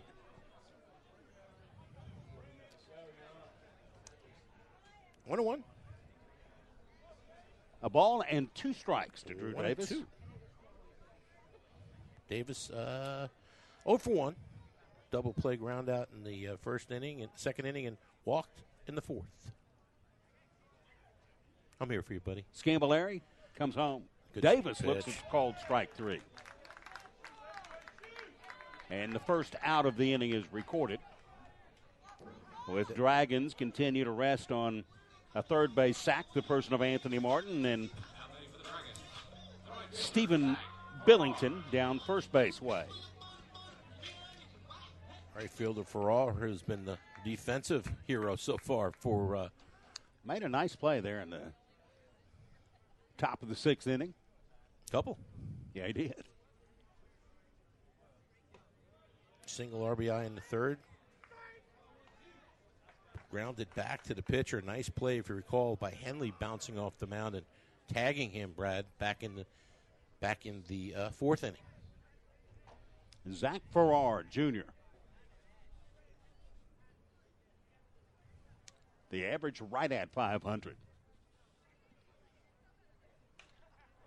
No cue shot. Fisted other way. Unable to run it down. Third baseman Mark Schreiner. Scambarini really got in his kitchen that time, Brad. And back in the old days, you're walking back to the dugout getting another piece of wood. That would have been sawed off. Peter, our friend Ryan Mueller going to join you at Dallas Baptist for the Friday night game. Otherwise occupied here, but I'm going to be there in spirit with the Dragons. But you and Ryan working Midlothian, Carroll. Nothing but envy here. Stuck with me on all of them. I get different play-by-play guys every Tuesday and Friday night, so be a lot of fun for us to be part of this. We really look forward to big things with this Dragon baseball program. 1-1, 1 out, 2 on. Bottom of the 6th, Dragons the 3-0 lead. Way wide. Nothing doing with the base runners. Are you looking for big things, partner? How about our friends over there at Meet Me Anywhere Barbecue? You go to Meet Me Anywhere Barbecue in Grapevine for the best barbecue in North Texas. Again, our title sponsor for this year for Carroll Dragon Baseball. We really, really appreciate what they're doing for us and for Carroll and to bring these broadcasts over the internet for you.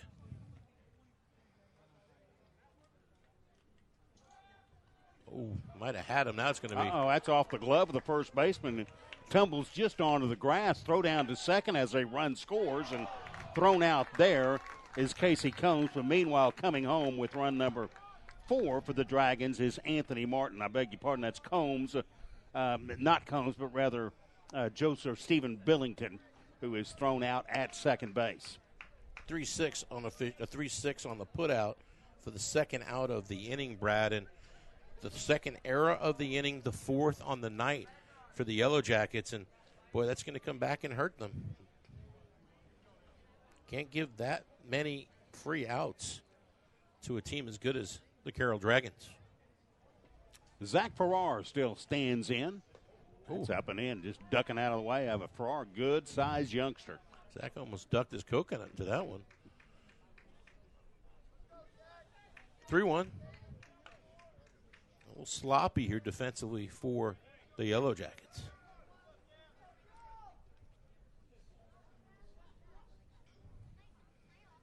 The pitch for Farrar, good, healthy cut. Peter, do you like the trend in the way they wear the unis and the socks now? Love pulling those things up, the stirrups. I mean, you got to love that. I love the stirrups, but if you're going to wear stirrups, you got to show them. But I'm also the fan of the pants all the way down, but only if you're not wearing the stirrups. Not seeing any of that tonight. Not tonight. It would be interesting to see. This is the trend, it appears, though both of these teams showing the stirrup and the white sanitaries underneath. And I don't know, where do you buy them these days? Old sanitary socks. 3-2 pitch.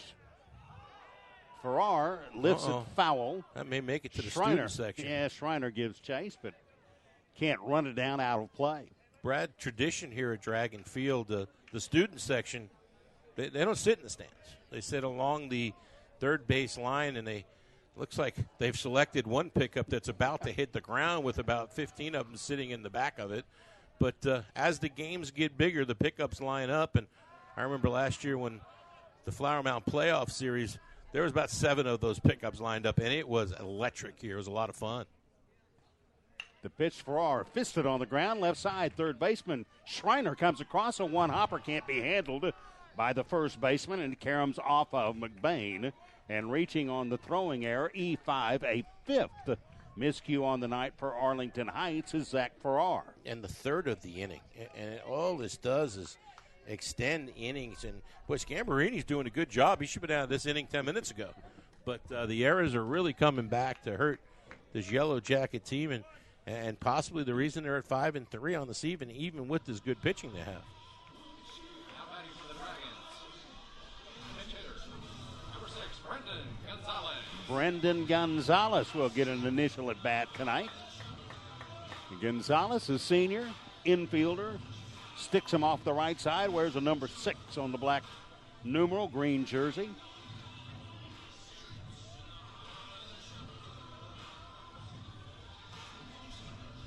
Another runner out there with 2 outs. Brad, runner in scoring position. See if you can find somebody to pick it up. Brendan Gonzalez gets a chance.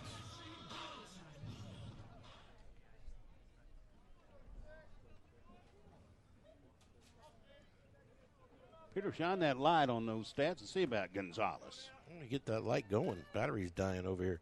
Note to self, BD. Bring your lamp. Yes, sir. It will be firmly in hand. Brendan Gonzalez.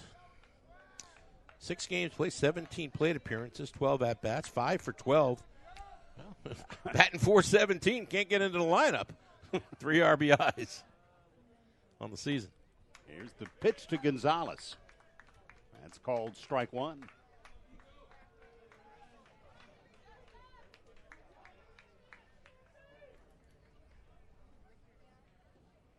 You know, there's a lot of terrific little players up and down these look out. Oh, that was ripped down there. Brendan saying, hey.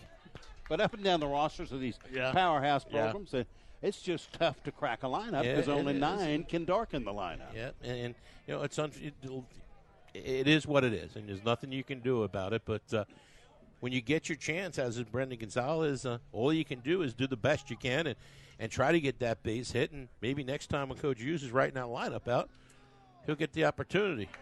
That's called strike 2. And that is only 2. Yeah, usually it's 2 strikes.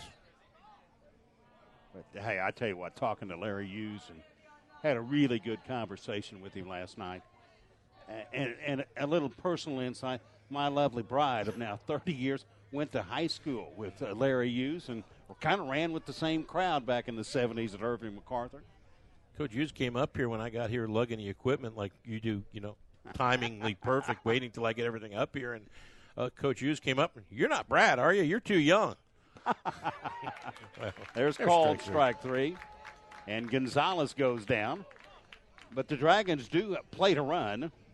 There were no Carroll hits in the inning. 3 errors, and that is 2 runners left on base. Nevertheless, through 6, new score from Dragon Field. It is Carroll 4, Arlington Heights nothing on CSR TV. Conditions can be fixed, but many of us don't know we have a problem until it's too late. On April 2nd, 2009, Zachary Schraw, a 16-year-old sophomore offensive lineman, died of sudden cardiac arrest, the #1 cause of death among student athletes. Like so many SCA victims, Zach had no heart issues, nor did anyone in his family.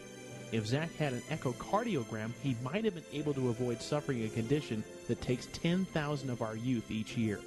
In his memory, Living for Zachary was formed to try and prevent SCA from taking the lives of youth everywhere. Join in the fight today and stop the silent killer of SCA by scheduling your young athlete for an echocardiogram, a procedure that can detect any heart issue with 99% accuracy. For more information, visit www.livingforzachary.org. That's living4zachary.org, and let your heart be heard.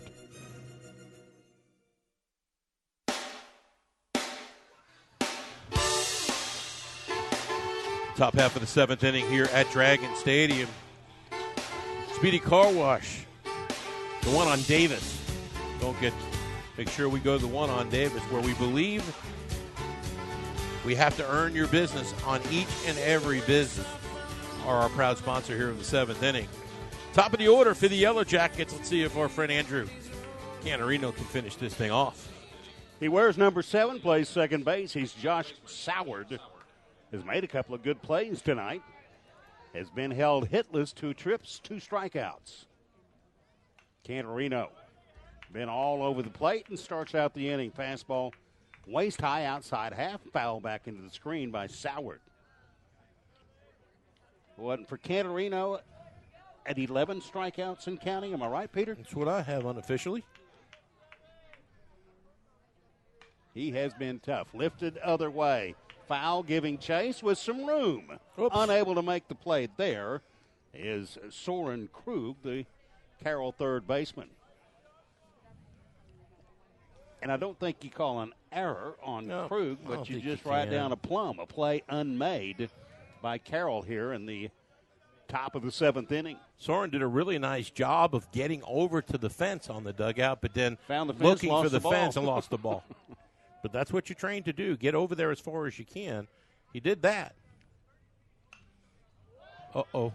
Almost got another chance, but that one out in the parking lot. And didn't hear anything. Landed soft. Remember, Brad, when you park here, you got to be really smart. Not like I had lots to carry, so I parked close and kept the fingers crossed. Soward will be followed by Dozier, unless we have a pinch hitter. You are staying and carrying stuff to the car. Be happy to, my friend. Okay, good, thanks. Wow, that's Dozier loosening. If nothing in 2 becomes 1 and 2. As Matt Cantorino has just pitched a jewel tonight. Good night. Wonderful curveball, called strike 3. A dozen strikeouts for Cantorino. And the third time he got Josh Soward, who will go home tonight going, wow, he's pretty good, Brad. 12 strikeouts for the young junior that's really finding himself out there. Wearing the collar, Soward. 3 trips, 3 strikeouts. Dozier in danger of the same line. He has been up twice, struck out twice.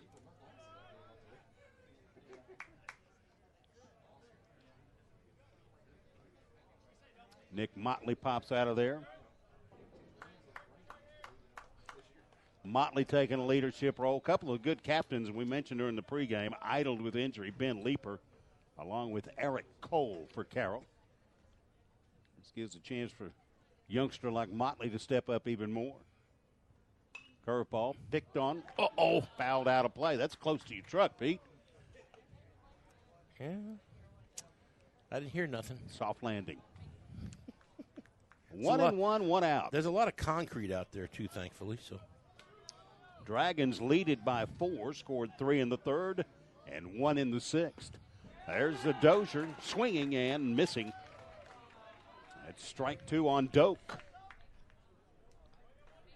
You can see Dozier, and he's off to a very slow start, but you can see the swing and the way he plays the outfield. That's a baseball player. Mr. Cantorino's getting stronger as the day goes on. That's down. Boy, a little change up right there and just missed and had Dozier way off balance.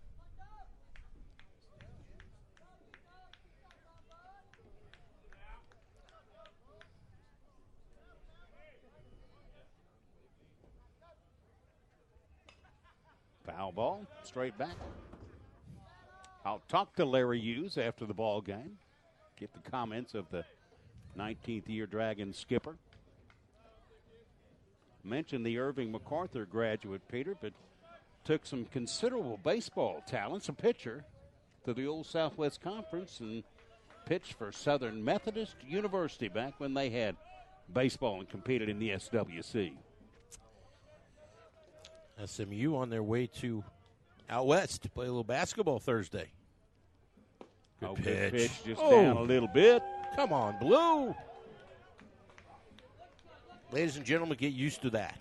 Goes 3 balls and 2 strikes to Doak Dozier. It's a great pitch right there that he doesn't get. Cantorino issues the first base on ball of the evening. Too bad there. And Dozier takes the free 90 feet, and he's propped at first base, the second Yellow Jacket runner of the evening. Quite possibly the best hitter in this Yellow Jacket lineup. Bobby Henley comes to the plate. 0 for 2 tonight, struck out twice. Henley, the center fielder. Something we have seen very little of, and that is Matthew Cantorino working from the stretch. See if we can get Cantorino throw a ground ball here, Brad. Turn it over and get out of here. There you go. I like how you're thinking.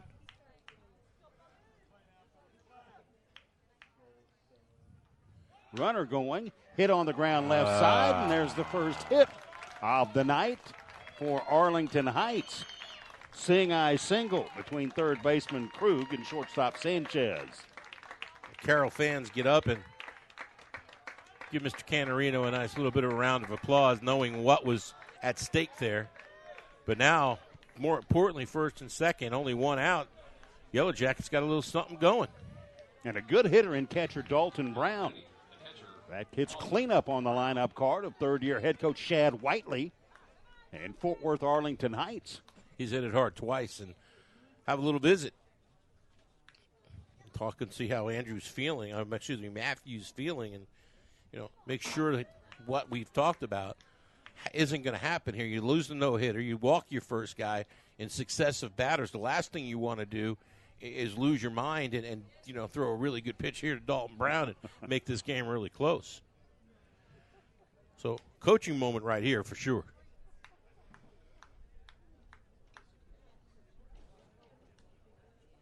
The Carroll coaching staff features, of course, head man Larry Hughes and assistants Austin Cranford, Larry Buchan. Larry's going to stay out there until they come get him, too. Coach Doug Hughes Teagle, getting his money's worth. And Kevin Colwell. We've seen Coach Hughes over the years, Brad. He'll get his money's worth when he doesn't like a call. Wait for the umpire to make a few steps out there to get in hearing range. Here's Dalton Brown. Nothing for two. Hit it hard to left field and grounded out short to first. And as you mentioned, Mr. Nielsen, both balls hit pretty well on the button. Dalton Brown does have a home run on the season. Well, those hoping for the Kentucky-Manhattan matchup, the 1 against 16, not going to happen. Hampton took care of Manhattan tonight. Runners going. Runners going to be standing up. Moving from second to third is Dozier. And from first down to second base is Bob Hanley. Yeah, just forgot about the runners and got the strike call, but both guys stolen bases there. And second and third now with only one out. That takes away the DP. Fastball coming over the top, just missed low and away. 1-1 the count to Dalton Brown. Got a feeling, B, if he loses this guy, this might be his last batter. Cannot see the bullpen from where we are. Good swing pitch. And miss. Dalton Brown comes up empty. Matthew Caterino says, wait a second. Yeah, that was a good pitch. Had some giddy up on it.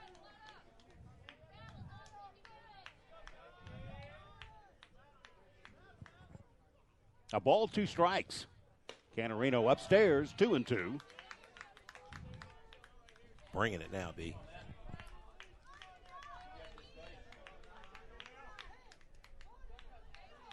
Matt Caterino from the stretch. 2-2 delivery.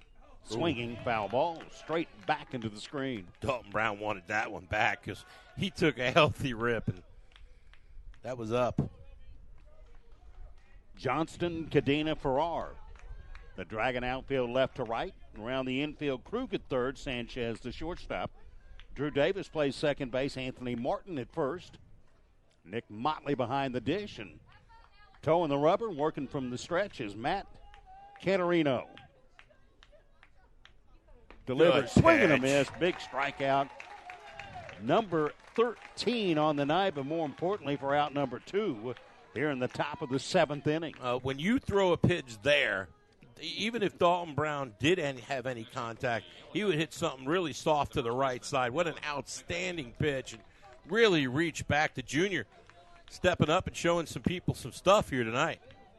Dylan McBain, the last hope for the Yellow Jackets with those same 2 men on third and second base. Dylan looking for the hat trick, 0 for 2, both of his strikeouts. Oh. Boy, that's a beautiful curveball right there. Took a bunch off of it.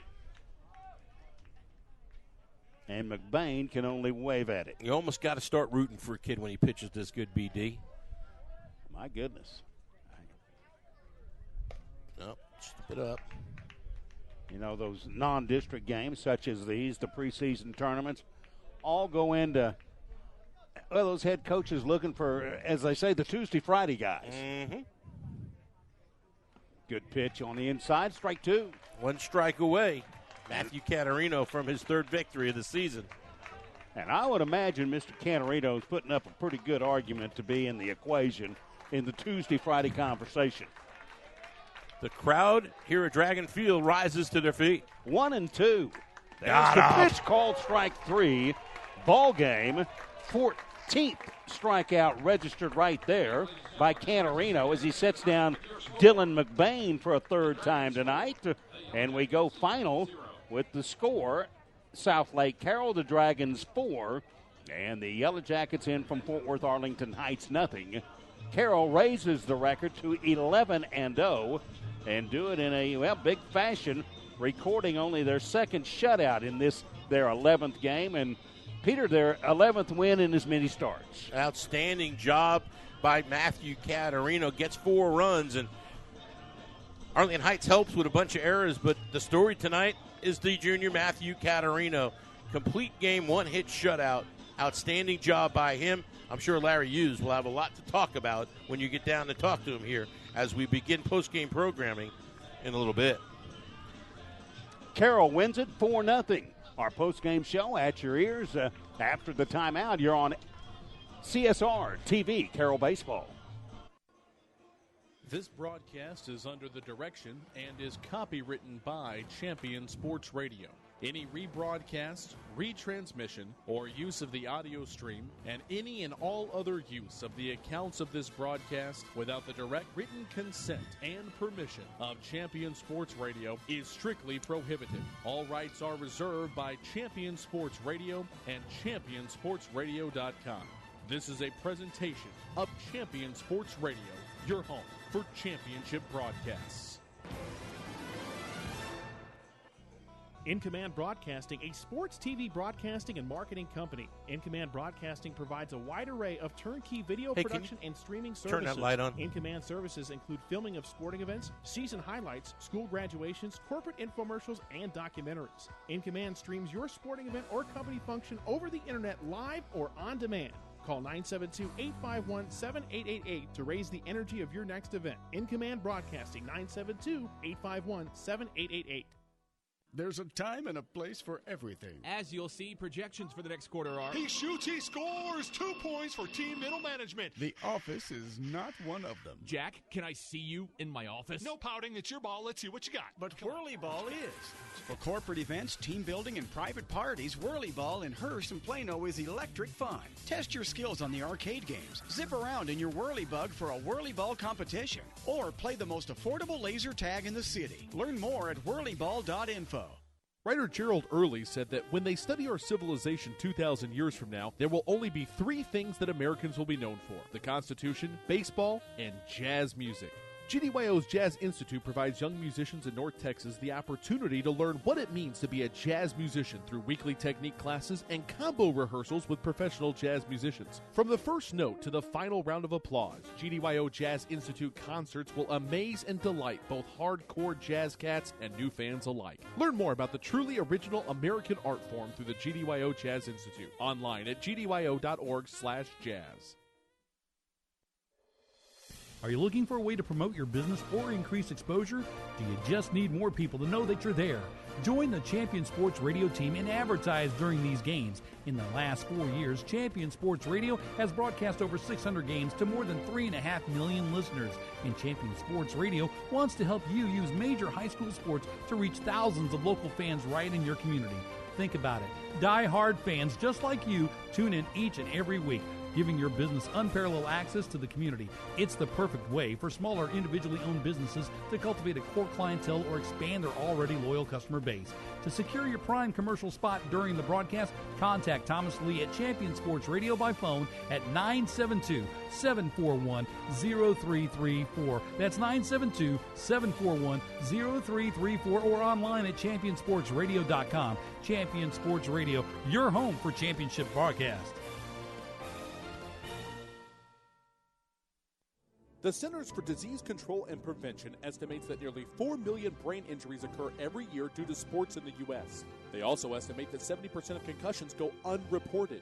Not identifying concussions early can be devastating, especially if the athlete continues to play with symptoms. Catching hard hits fast is critical, and that's why you need the Shockbox Helmet Impact Sensor. The Shockbox is a small sensor that easily attaches to most football, lacrosse, and hockey helmets and instantly sends a signal to a smartphone on the sidelines when the player has taken a hard hit that puts them at higher risk for injury. The free app receives data from the sensor, displays information about the impact, and even walks the user through a concussion assessment. The app also logs symptom and impact data for future medical use. Visit ShotboxDFW.com to learn more about the Shockbox Impact Alert Sensor and determine if it is the right option for your child. Be warned instantly when a player has experienced a head impact that could result in a concussion. Visit ShockboxDFW.com today. ShockboxDFW.com.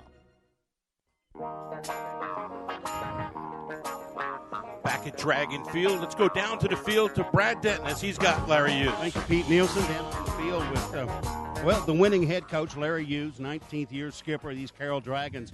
A good non-district win for you. We can comment on a lot of things, but heck, 11 starts, 11 wins, and you get the home opener tonight in shutout fashion.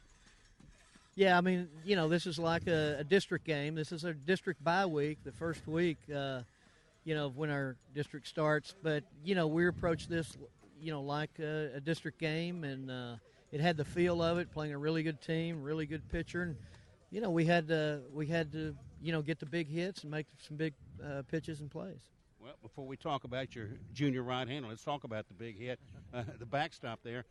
I mentioned during the broadcast, you have that stat, 2 outs, RISP, runners in scoring position. Hey, there's 2 outs.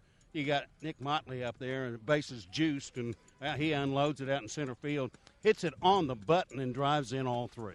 It's one of the things that we have on our goal board and we talk about a lot is having 2 things, getting 2 strike hits, having quality at bats, getting 2 strike hits and 2 out RBIs. And he got both in that one at bat with the bases loaded and against a tough pitcher. And, we just needed that big hit right there to get a little 3-run separation. Let's talk about young Mr. Cantorino, the junior, Matty. He just throws an absolute jewel tonight. Unofficially, he goes the distance, gives up the late scratch hit, but strikes out 14 in the process. Larry, I'd make you wish that Mr. Cantorino's making a pretty good argument to get in the conversation, be one of your Tuesday, Friday guys.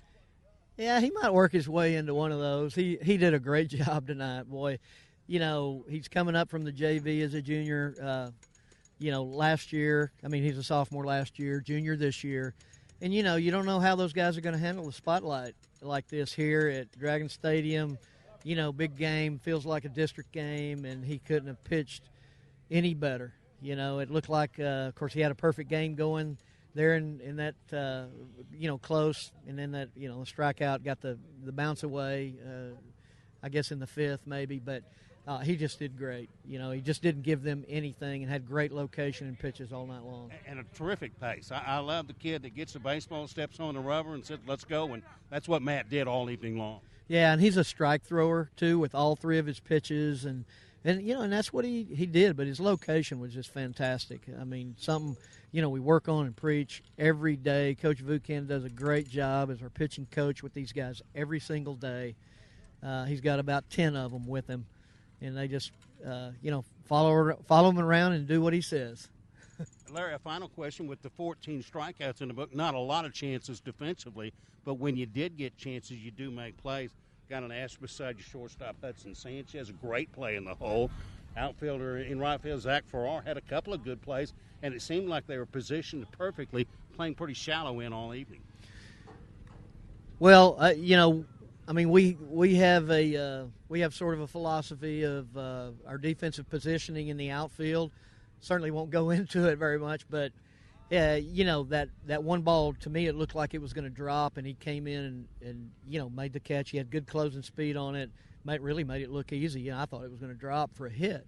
And then Hudson makes that play in the hole. It was just a fantastic play. And you're right. When we, in the last few years, we've had big, dominant strikeout guys, and we felt like coming in, we're not going to have that maybe as much. You hope you do. Maybe you do. Yeah, maybe we do. But, when you have a strikeout guy, you don't have to make as many plays. So, but we made the ones that we needed to. Fun to get this one behind you in shutout fashion. The Dragons win it 4-0 over Arlington Heights in from Fort Worth. You look ahead, that's just a mouth-watering non-district matchup you've got on the slate for Friday night down at Dallas Baptist with Ray Hides and that Midlothian program. That is a crackerjack baseball program, and that is a true gentleman you're going against. Yeah, Ray's a great guy, and he's had a great program. They got a very rich baseball tradition there in Midlothian. They've got a really good team, and that's why we got together and decided to play a non-district game, and it worked out really good because Midlothian's so far. We kind of wanted to get a happy medium, and it worked out that we could play at Dallas Baptist, and that's going to be a great venue for us both on Friday night.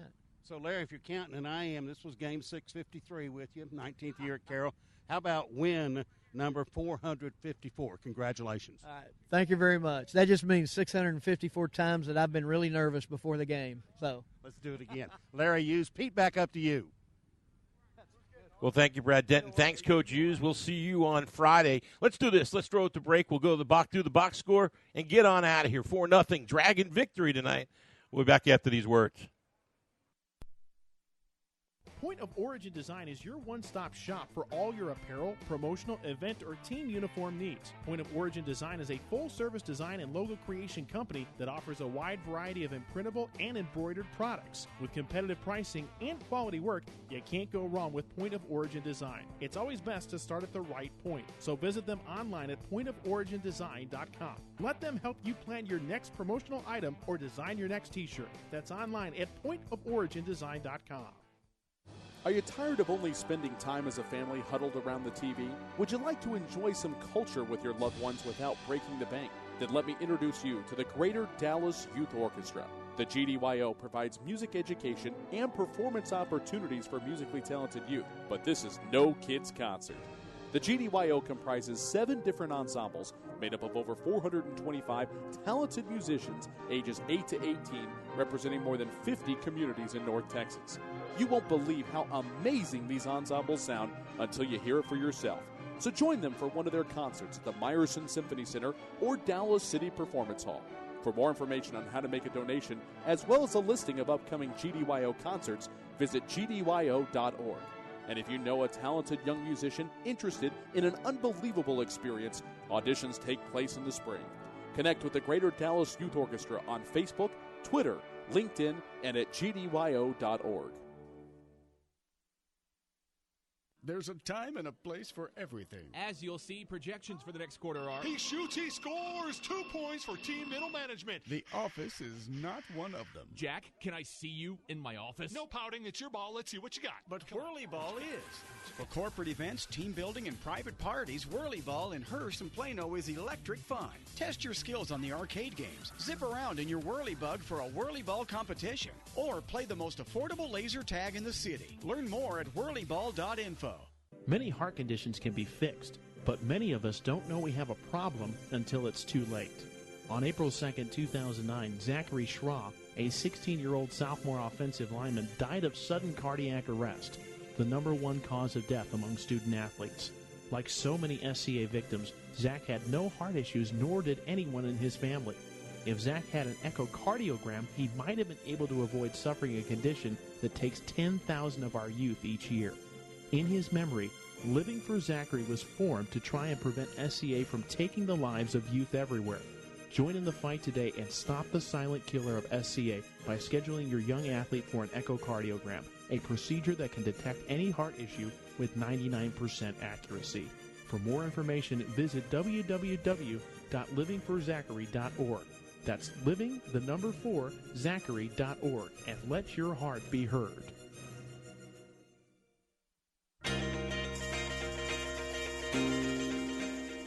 Back one last time here at Dragon Field. Carroll takes care of Arlington Heights 4-0 on an outstanding complete game victory by Matthew Carrington. Carrington goes to complete 7 innings, strikes out 14. 1 hit, only 1 base on balls. Offensively for your Dragons, let's go through the box score. Alex Johnston, leadoff batter, goes 0 for 3. 0 for 2, reached on a walk in the first inning. The right fielder, center fielder Ross Caneda goes 1 for 2, scored a run back in the third inning. Hudson Sanchez, the shortstop, 0 for 3, did reach on an error in that third inning. The big hit of the day from your catcher, Nick Motley. He goes 1 for 3, but a bases loaded 3 RBI double in the third inning turned out to be the big hit in the game, BD. Motley 1 for 3, 3 RBIs. Anthony Martin 0 for 3 tonight. Did reach base one time on an error. Casey Combs goes 0 for 3, but reaches base all 3 times. Fielder's choice for Casey Combs. Drew Davis, 0 for 2, did reach via walk. Zach Farrar, big hit in that third inning, started that third inning off with a single. He goes 1 for 3, scores a run.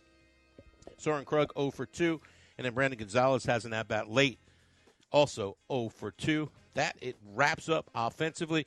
Nothing to talk about except for the 1 hit for Bobby Henley for Arlington Heights. And really the story of the game, BD, and your final thoughts, the outstanding pitching by Matthew Canarino. Yeah, he was crackerjack, the junior right-hander for Carroll. The final total board, Arlington Heights, no runs, 1 hit, 5 Yellow Jacket errors, who leaves Arlington Heights leaves no runners on base. South Lake Carroll, the Dragons answer with 4 runs on 3 hits, no Carroll errors, and 5 Dragons were left on base.